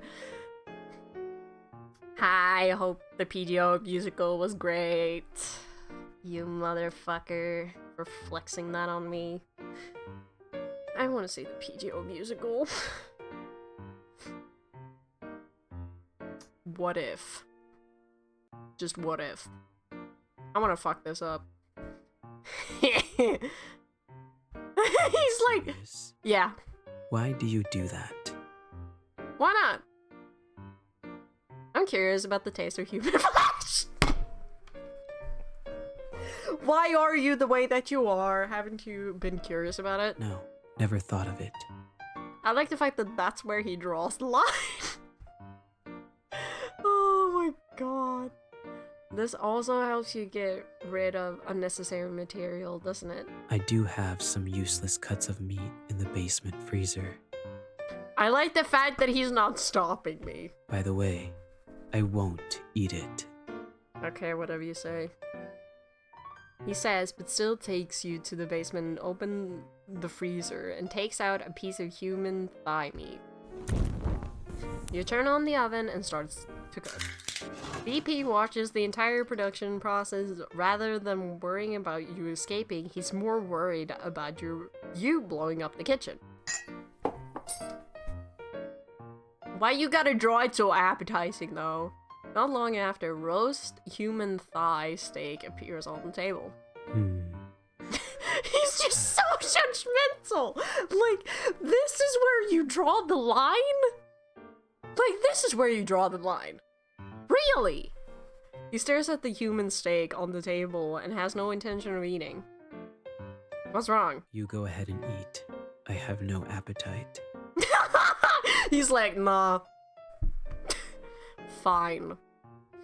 You cut the human steak into size that fits your mouth.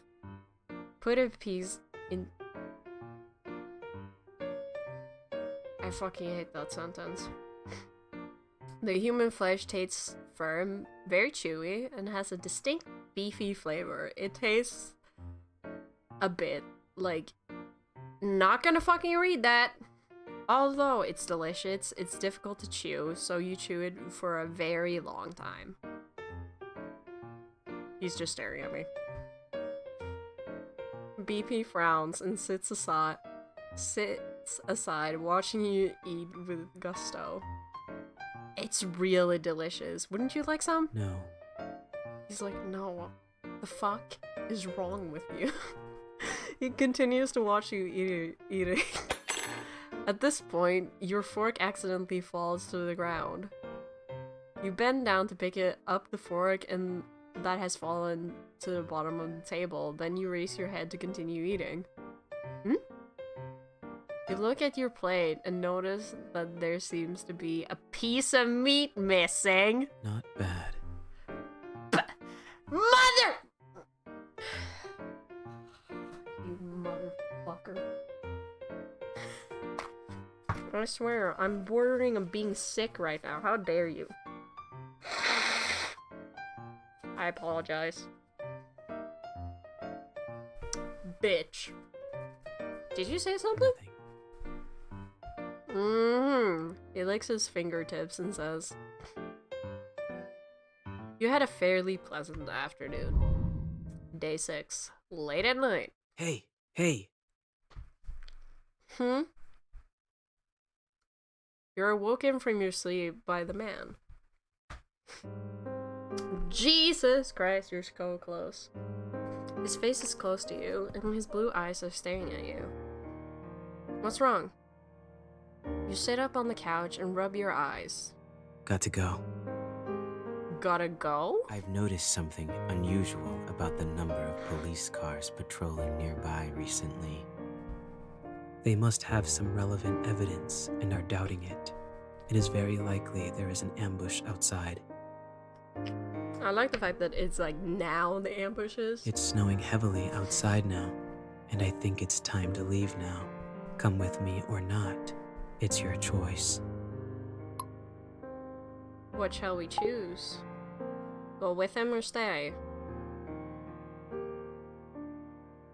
I want to try going with him again to see if I just want to see if we get the same ending, because again, I don't know what makes the choices different. I'm fine with both choices, but I need you to look me in the eyes and tell me, what do you prefer me to do? You stare at his eyes. I prefer. He hesitates to speak and looks away, looking like he's thinking about something. Do nothing. If I take you with me, you might become a burden in the process. Okay, damn! But if I don't take you, it will be even worse if you reveal my information to the police. He's just gonna fucking murder me on the spot. He calmly analyzes the situation. So you might as well come with me. Okay, you're not gonna kill me. Day 7. I'm gonna see if there's footsteps. anything different. You follow the shoe prints he leaves on the snow and finally succeed in avoiding the many traps around the cabin. Just as you are walking through the forest, you hear movement behind you. Freeze! In the snowstorm, there are several policemen who are lying in ambush, chase after you. You ignore them and keep running forward. A gunshot shot across the sky, and you feel a pain in your left calf. You are shot. He turns to look at you if he's considering whether to leave you. He approaches you. He holds you in his arms. Then you feel a pain in your back! The hand he's holding around you from behind has a sharp oh, okay, he just fucking stabbed me. He pierces your body with that sharp blade over and over again until you lose consciousness. Everything becomes dark. Until just now you realize that you chose to follow because... Oh my god, I want to follow him. What the fuck?!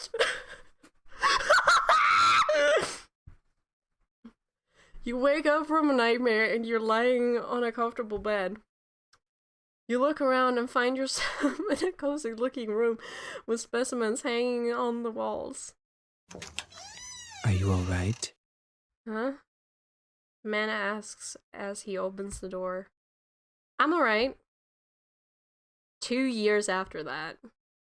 That night 2 years ago, even after you were shot in the leg, the two of you continued to run forward in the snow. Fortunately, the wind and snow were strong enough to cover your whereabouts, so you were not caught up. After that, you came into another remote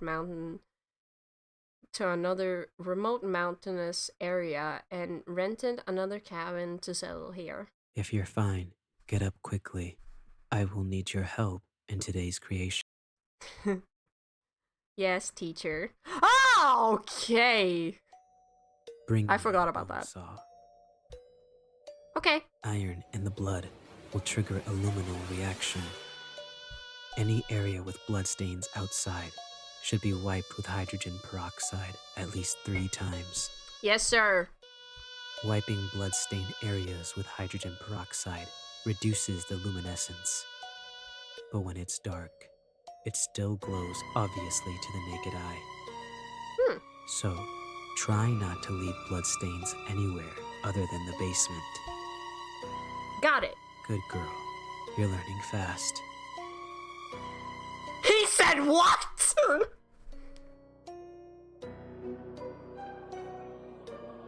Oh, I just got a shiver. Oh. He teaches you carefully, every step and every detail.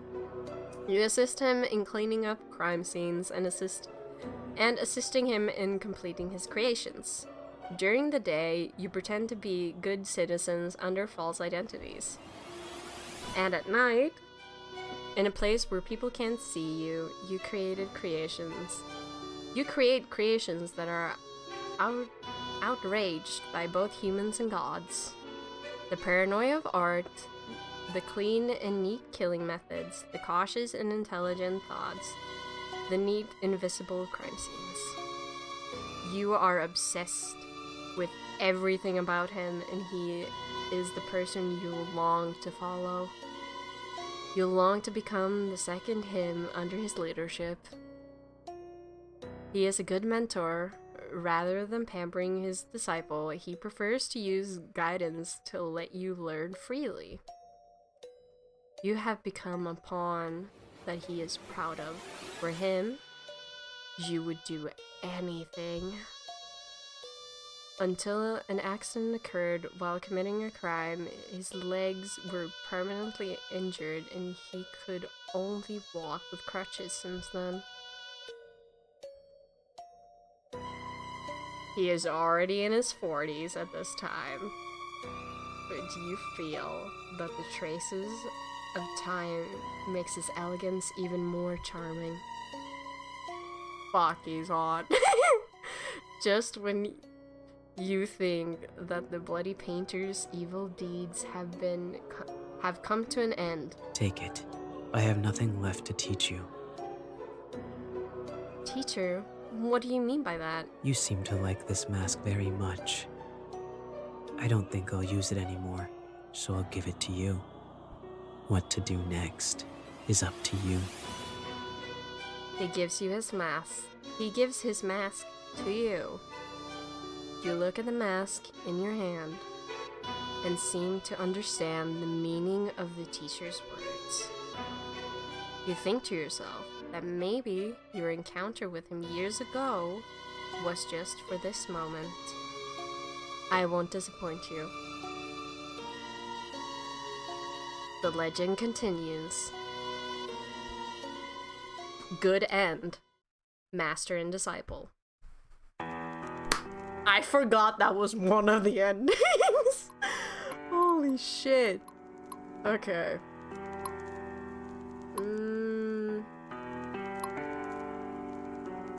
I want to see. Sorry, I was so. I want to see if we can. Next time.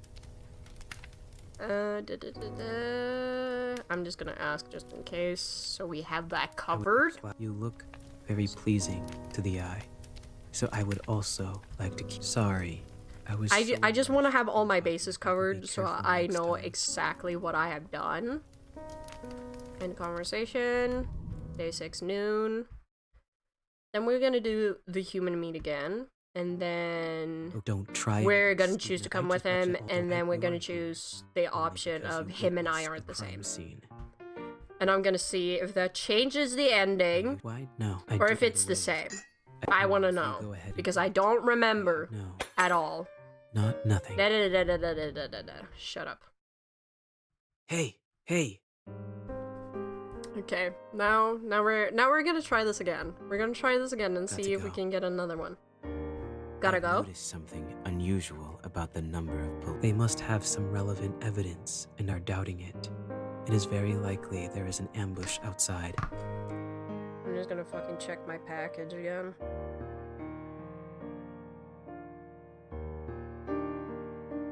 Oh, it was delivered! Oh, it's delivered. I'm gonna go downstairs and check that. I'll be right back. I'll be right back, I swear. Oh, fuck. Okay. Anyways. It's snowing heavily outside now, and I think it's time to leave now. The fuck Come you with mean? me or not, it's your choice. Fuck. Okay. So we're gonna choose to go with him. And then when we get shot, do nothing. If I take you, but if I don't take I just want to see if we can get a different ending by doing the same thing except changing it at the last choice. I just want to see if we can get something different.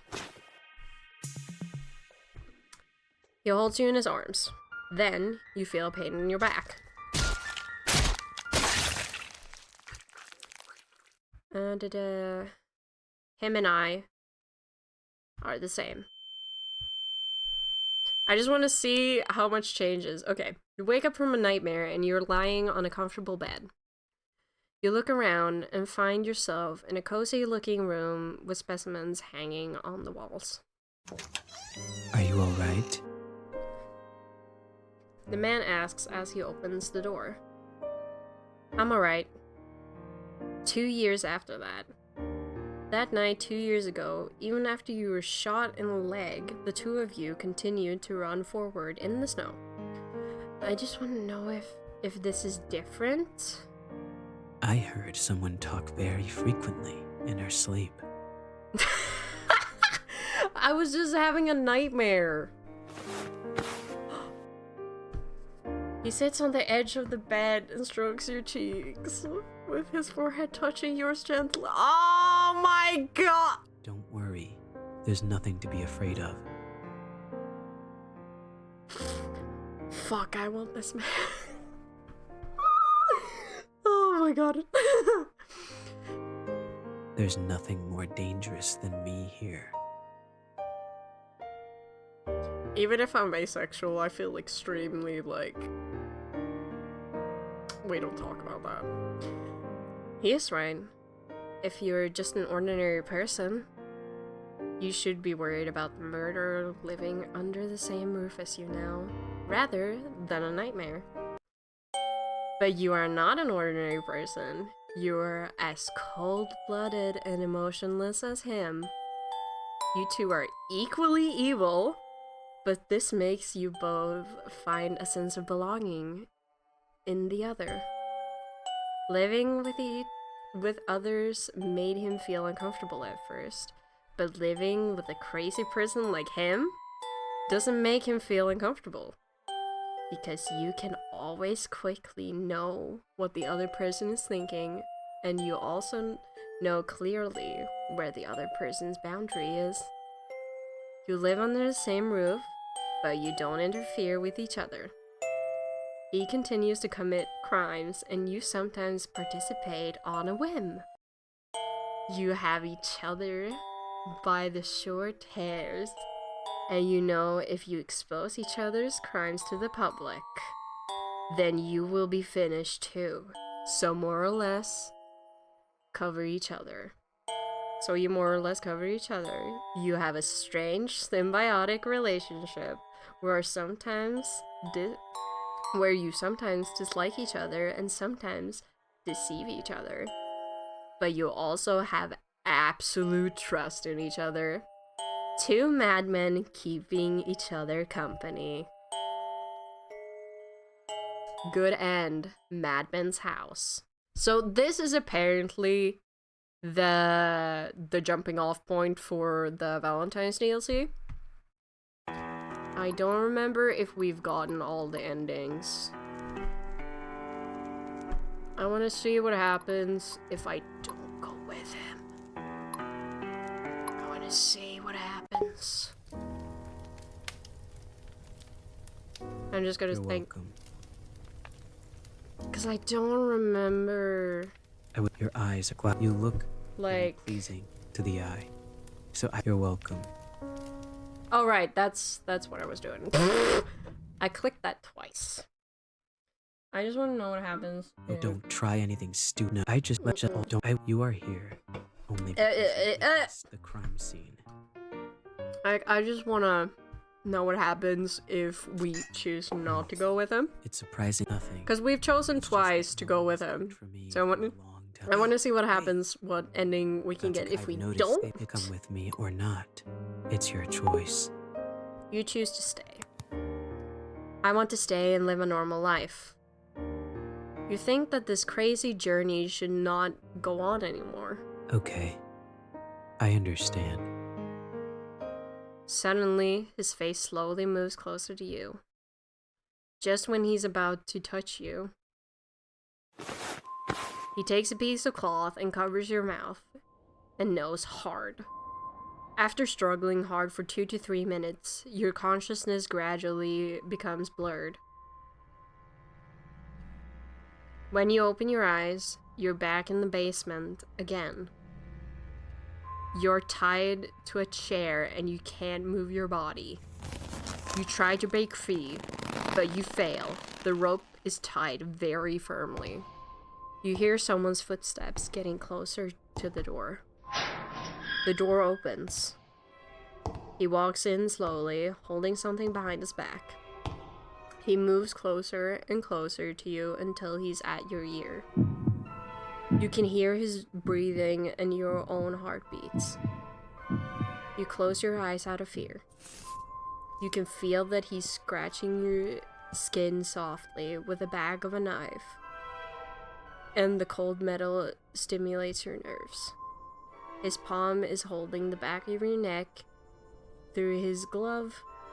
Oh my fucking god, I can read as if he's studying your face and blah blah blah and thinking about where to cut it. Fear boils inside you, tears filling your eyes unconsciously.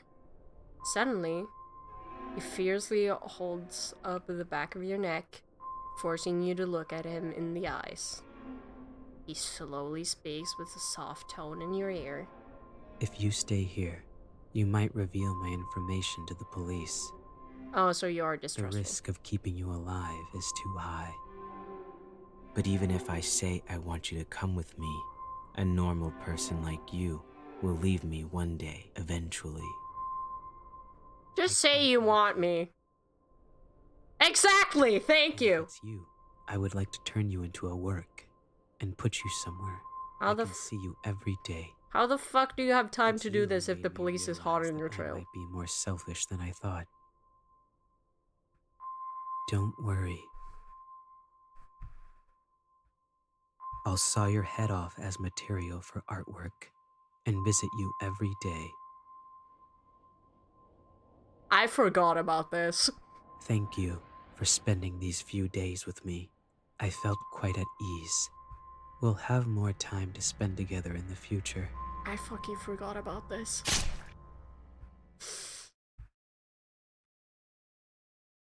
The red flower flows from the neck. Day 7. 6, 7. I'm sorry, I'm so sorry. Now you can neither feel or think. Everything becomes dark. Alright! I forgot he did. I forgot he did that. Your body and your skull are separated. He finds a new place after he takes your head and leaves the cabin. So he just left my body. Okay. He just wanted my head. So no head. Oh no. He carefully makes your head into a specimen and your eyes are replaced with glad speeds. You are made into a beautiful but also creepy doll, and he visits you often. You become his favorite work and you are with him forever in the form of art. Good end. Favorite work. Have I done all the good and the bad endings? I can't fucking remember. I think we've been here for like 2 hours already. So I think I've got all the bases covered in that sense. So yeah. I might check out the CGs just to... I clicked CG. I'm just gonna make sure.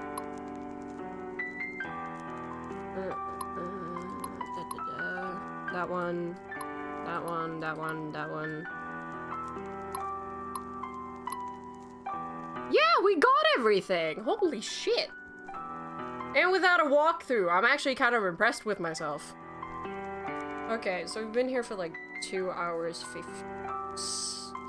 16 minutes. I might add on the DLC later, because it's getting late and I need to do some stuff, and I still need to draw the thumbnail for this video, record the next video for the week after. But yeah, I feel like my workflow and all of this is getting more, like, better. I don't know if the volume in this is good or not, but I guess that's for later. I'm trying to think of more stuff to say, but I can't come up with anything. But yeah, hope you stick around for the next one, and I will probably post an updated schedule soon.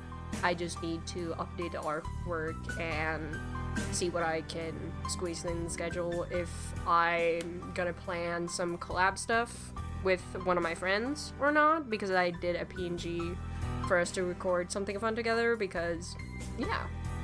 I saved a fucking Siren Head dating sim for shits and giggles, and we're probably gonna play that together, so that's what that sprite is gonna be for. So yeah, see you next time, or maybe if I decide to put the DLC in the end here. Did I decide last minute that I was gonna do the DLC? Yes, I did. So we're gonna do the DLC. I'm excited. Should we rewatch the opening again? I'm just gonna put it to full screen. We're gonna redo the watch the opening, because I had to skip it.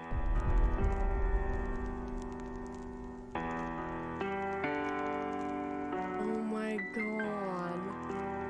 The detail.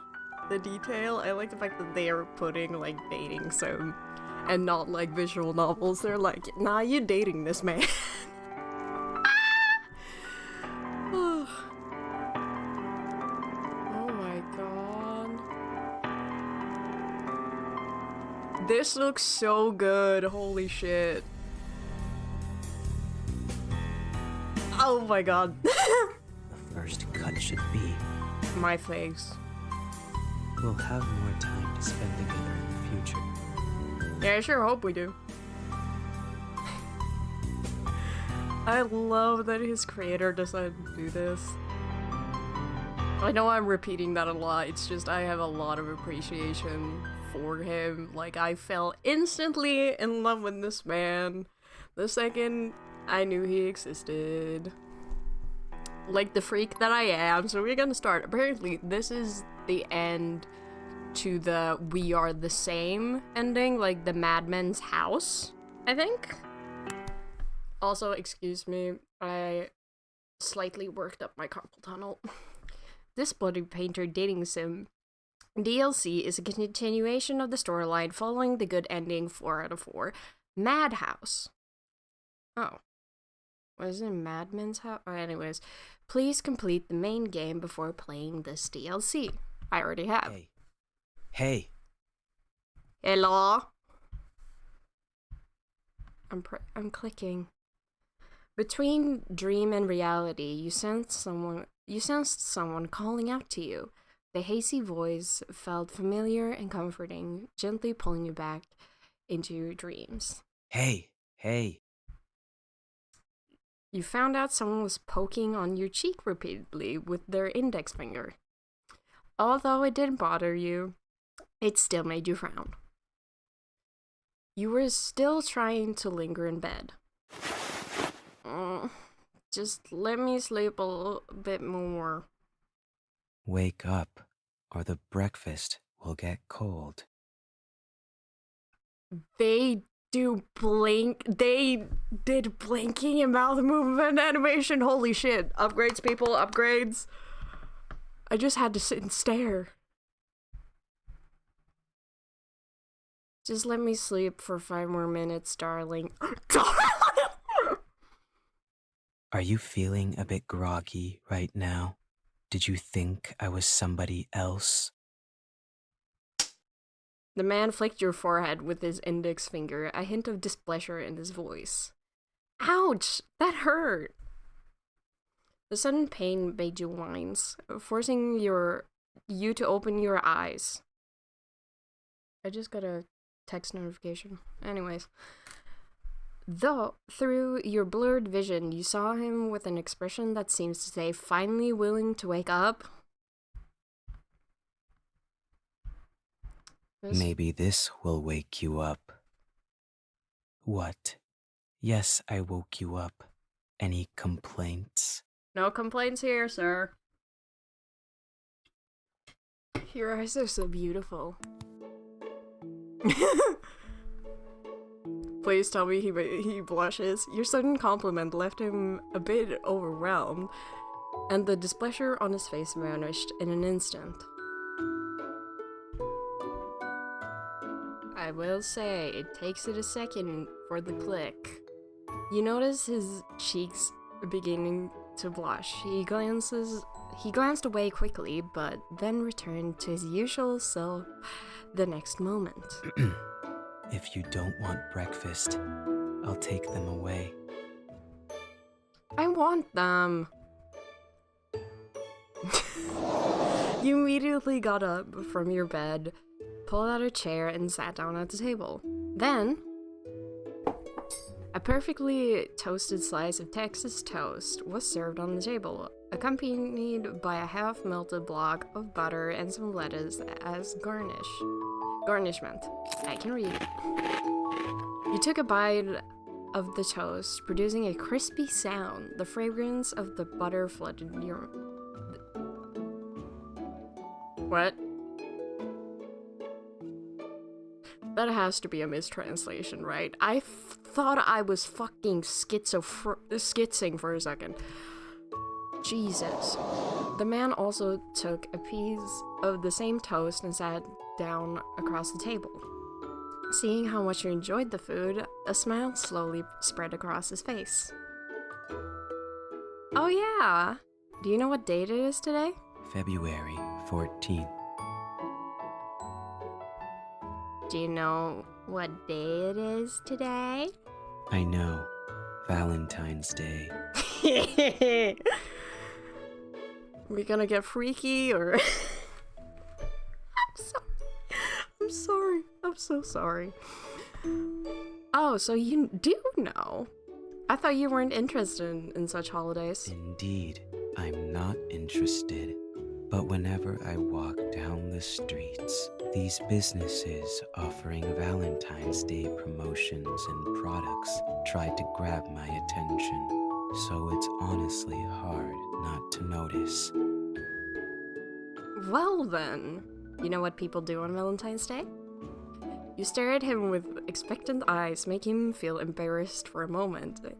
He could only focus on eating. Why don't you just say it? What do you want to do today? Speaking of Valentine's Day, chocolate is definitely a must. If you could, I want to try chocolate you make. The chocolate you make. I can read!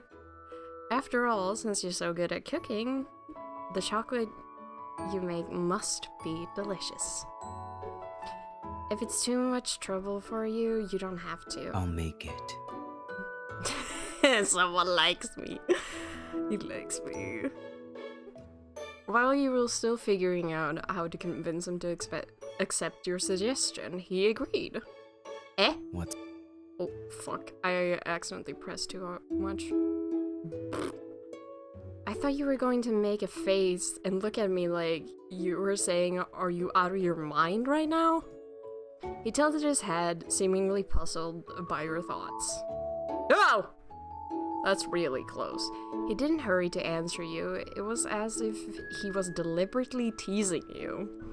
He squinted his eyes and looked at you slowly.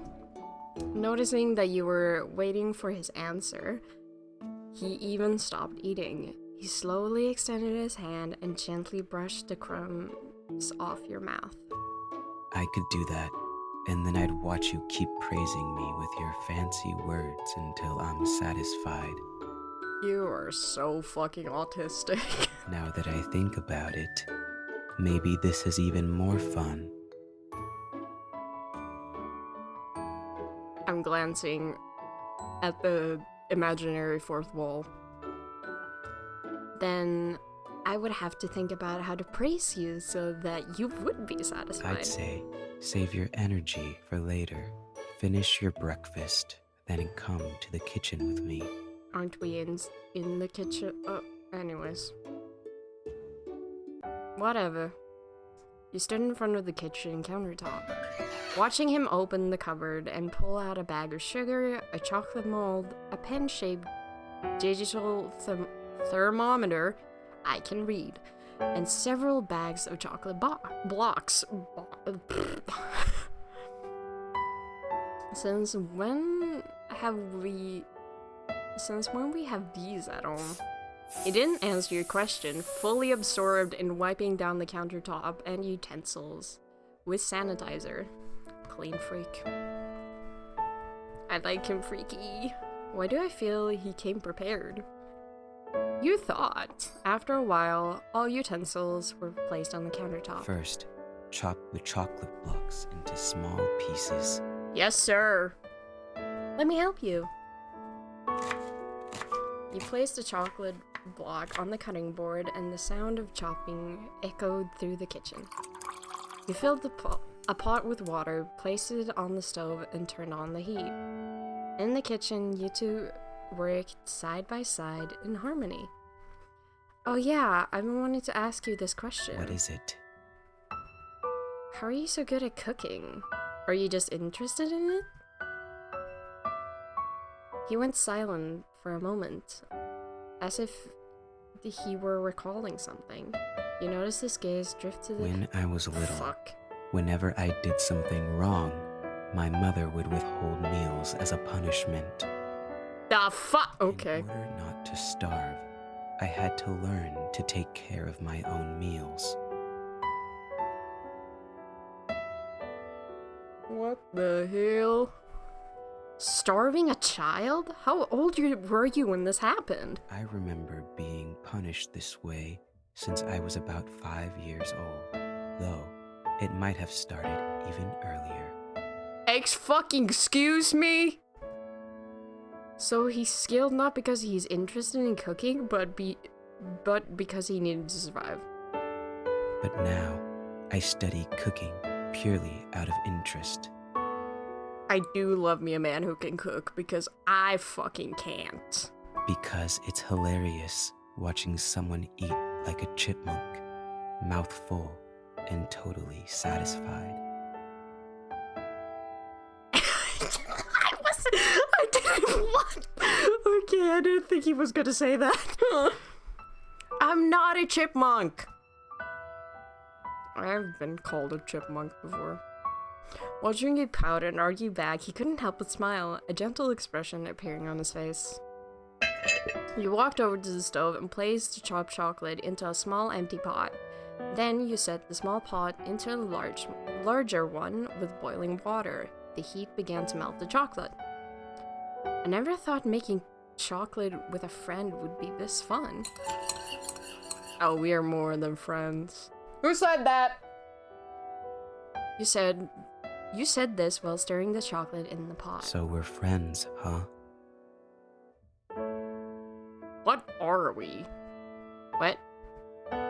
Are we not friends? If we're not friends, what else can we be? We can. Oh? He thought for a long moment, but he didn't follow up with it. The conversation came to a halt. The sudden sound in the kitchen was the bubbling, boiling water, creating an awkward atmosphere. After a while, you both turned around simultaneously, having come up with something to say, only to realize you were so close to each other. Eye to eye, your faces were so close that the tips tips of your noses were almost touching. The grammar is a bit clunky, I will admit. The closeness startled you both, and you quickly took a few steps back in a panic. Your elbow bumped into the pot on the stove, causing it to fly off. Watch out. He stepped forward, trying to catch the flying pot, causing you both to stumble together. Ah! Oh shit. The suddenness of the situation made you close your eyes instinctively. Ouch, that hurt. Oh my god.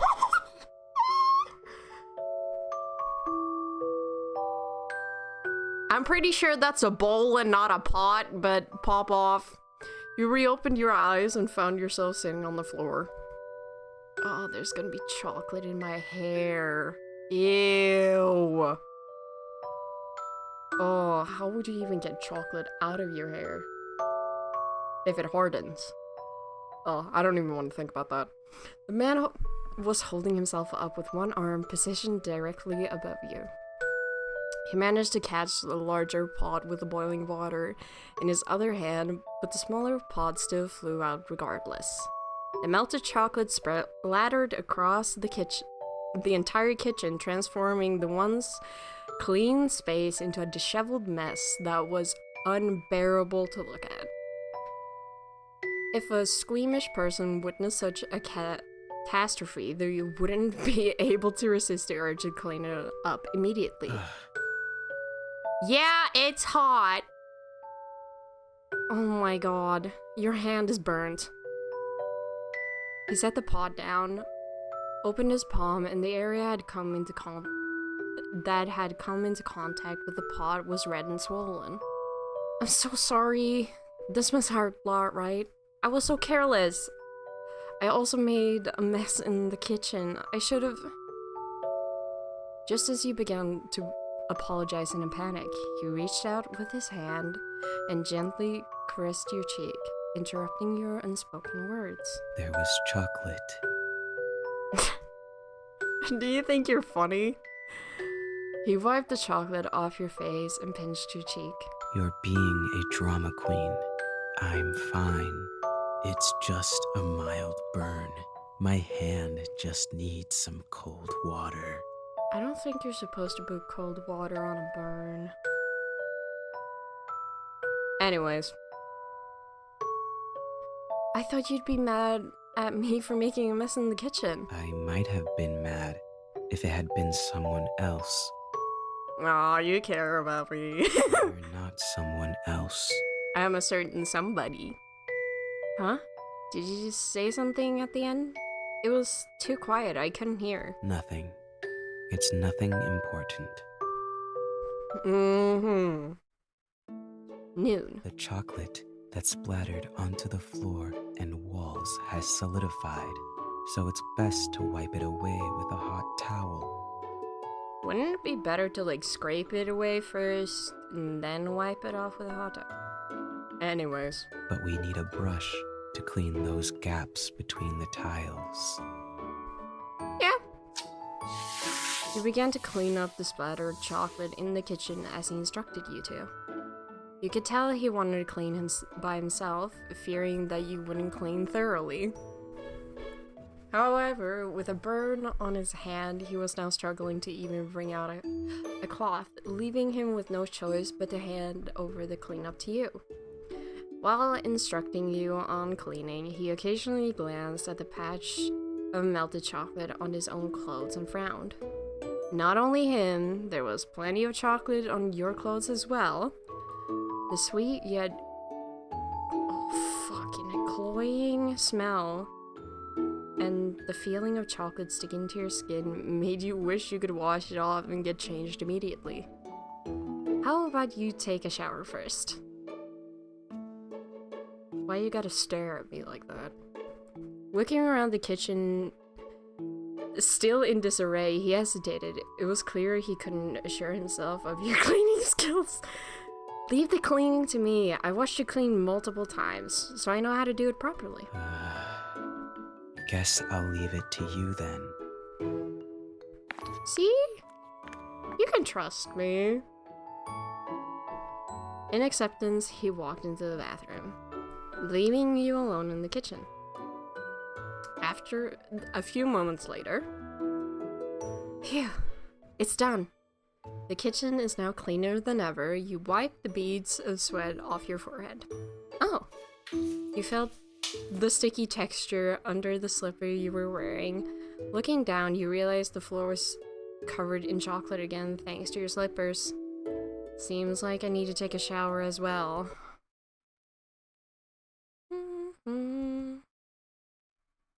You picked up a bath towel while humming a song, then opened the bathroom door. Oh my god. Oh my god!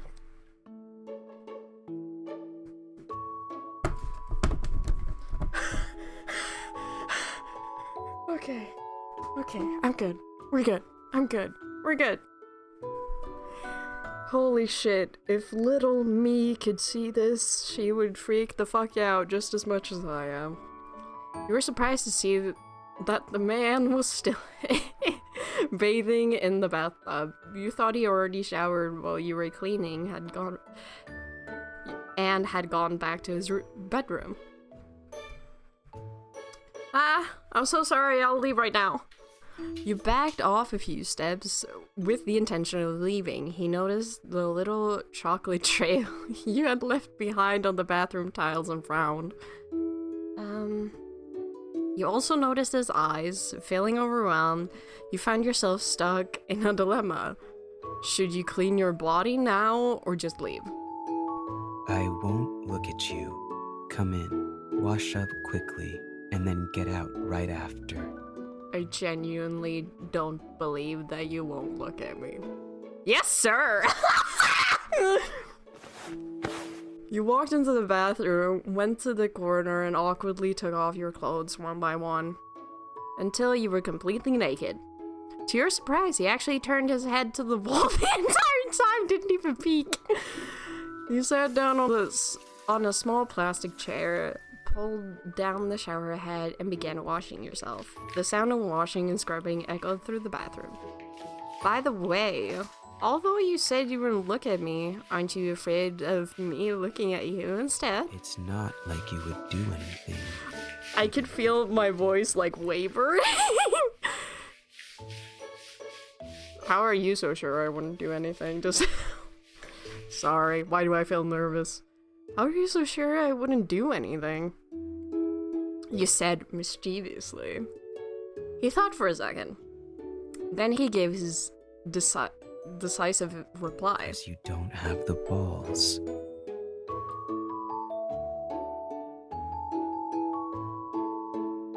Excuse me?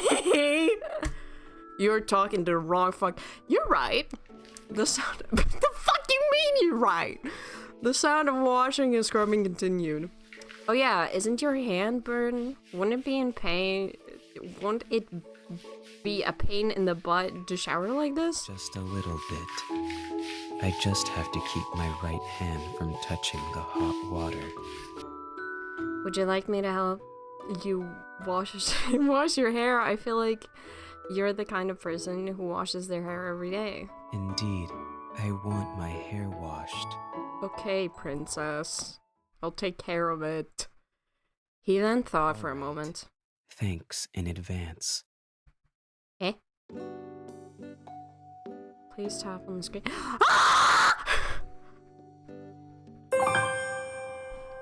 I'll start washing your hair, okay? I did it! What? What do you mean? Are you not curious about my body at all?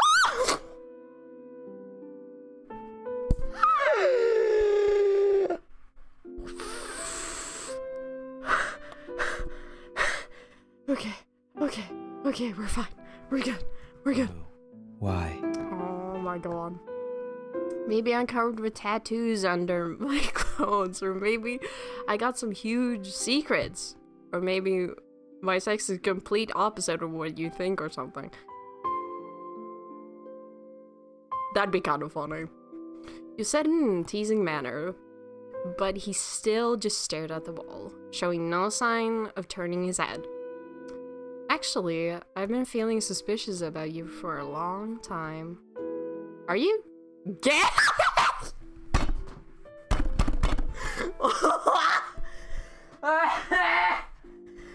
Oh my god. Because me too, slay queen! No, I'm not. Not even a little bit.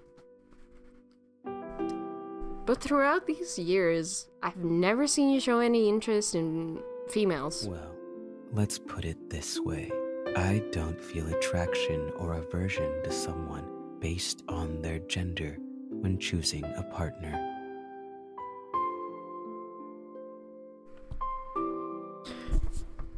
I would still say that is very LGBT of you. I know what you are! I believe no matter the gender or the body, those are just superficial appearances. What truly attracts me is what's beneath. And are you attracted to me? But it's a bit disappointing that you don't even have any interest in my naked body. Am I really that unappealing? I don't understand why some people feel libido just from seeing a human body. It's just a piece of colored protein. Besides, I've grown tired of looking at life drawing nudes from my sketching practice. I did not expect to have this conversation going into this. That's fair. I believe a person's charm isn't measured by their appearance. Very fair point. You might be more charming than you think. Ayo! Was that a compliment? Was that a compliment? Was that a compliment?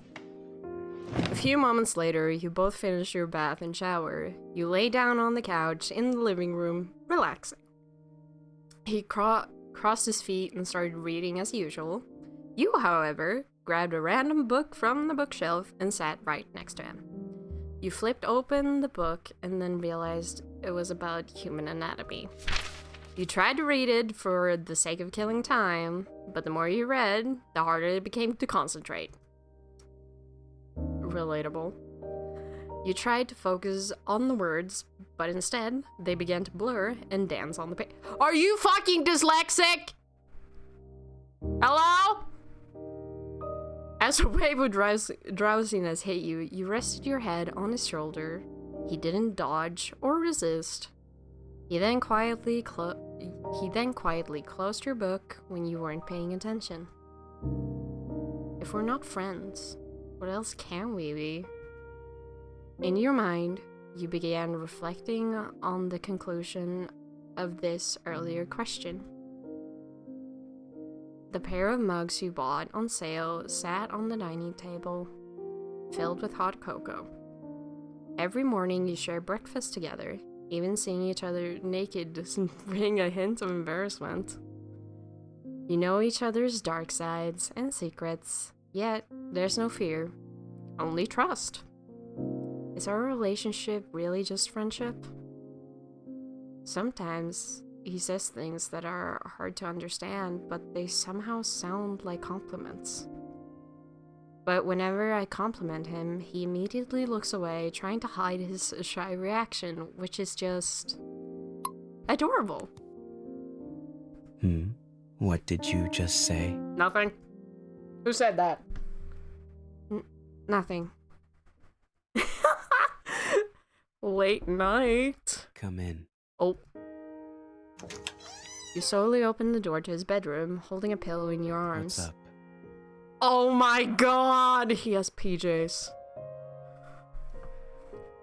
I had a nightmare and couldn't fall back asleep. Want to talk about it? I want to talk about something else. Yeah, if that's okay. You closed the door and walked to the side of his bed, placing the pillow down. He scooted over, making space for you.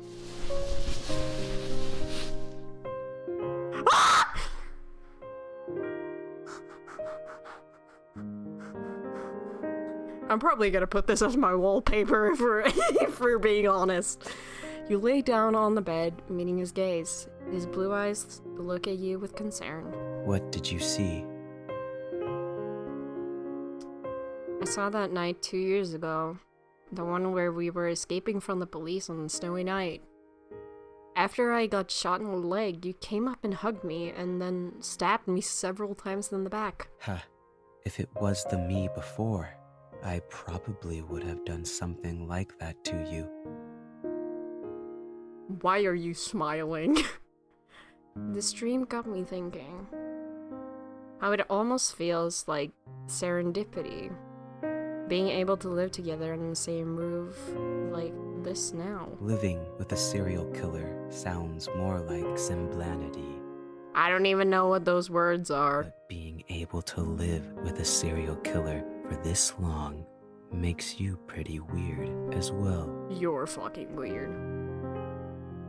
I'm thinking, would things be completely different if I had made a different choice 2 years ago? Maybe I wouldn't even be here. Maybe I was pretty wary of you back then. To remove any potential threat, I might have done anything.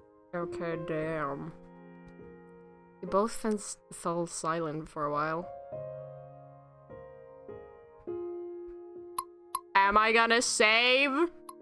Can I save? I want to save and see what happens if I press the other option. What do you think our relationship is? Your sudden question made him widen his eyes. He seemed to have thought of something, averting your eyes as a blush crept up on his cheeks and the tips of his ears. An instinctive reaction to conceal his embarrassment. After preparing himself, he took a deep breath and turned his eyes back on you. What do you think our relationship could possibly be? Oh my god! I'm gonna save this. I need to save this. I'm gonna savor this moment later too. Soulmates could be platonic. Lovers. Do you think we could become that kind of relationship? I wouldn't mind. Honestly, our daily interactions have already gone beyond lovers or soulmates. We feel more like a long married couple. After you said this, he glanced away again. So, that's how you see us in your eyes. How do you see us? Yeah, I feel like our relationship has surpassed being just ordinary friends. Remember the question I asked? If we're not friends, what else can we be? You didn't give an answer.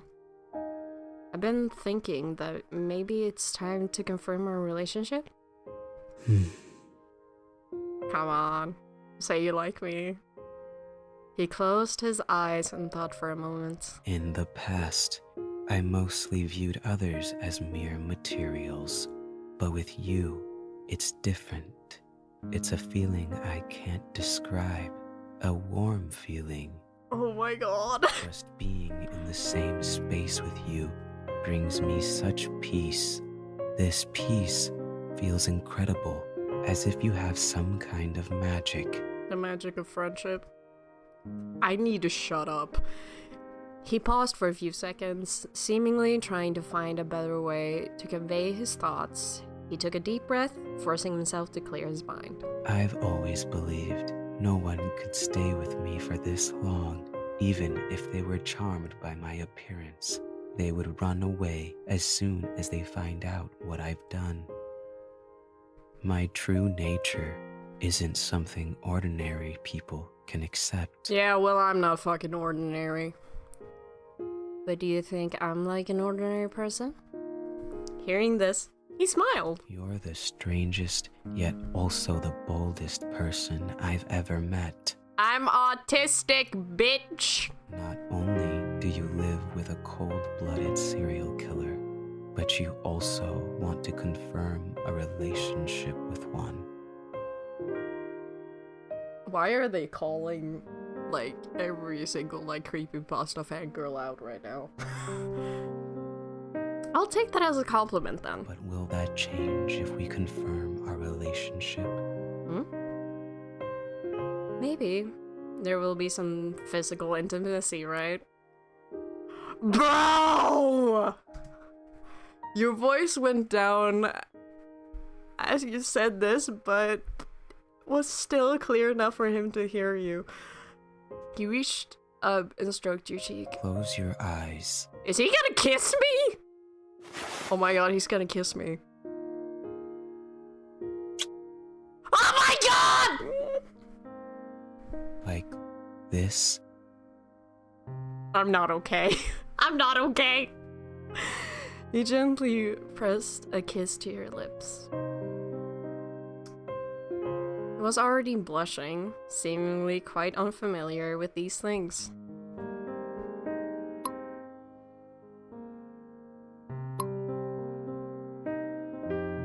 I'm like oh my god. I want to see what happens, honestly. I just need a save. Oh my god. Oh my god. Hold on, ask for more. I think physical intimacy means something more than just kissing. His hand rested on your waist, fingers slowly moving down and sliding into your inner thigh. His careful act made you feel a bit ticklish. He witnessed all your reactions, his beautiful blue eyes focused intently on you. You sure you want to do this? There's no turning back. I might be asexual, but who said that? Nod. All right, then. I might have to cut this out if there's... Ah!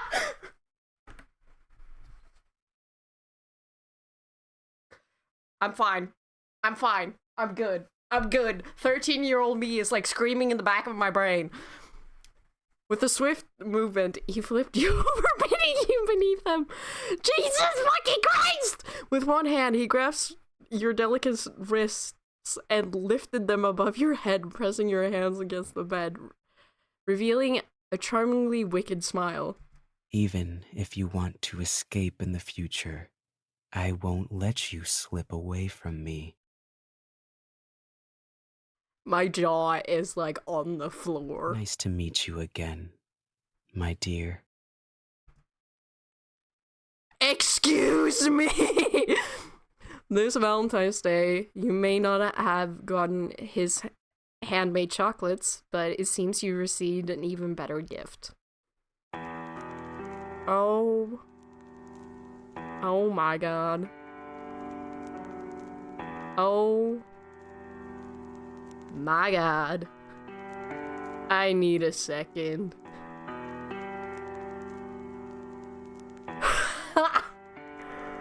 I wonder if it's just that. I haven't actually checked if there are multiple endings or just one ending. Hold on. Painter. A DLC. How many endings? Oh, so there are... Yeah, it's just one ending. Holy fucking shit.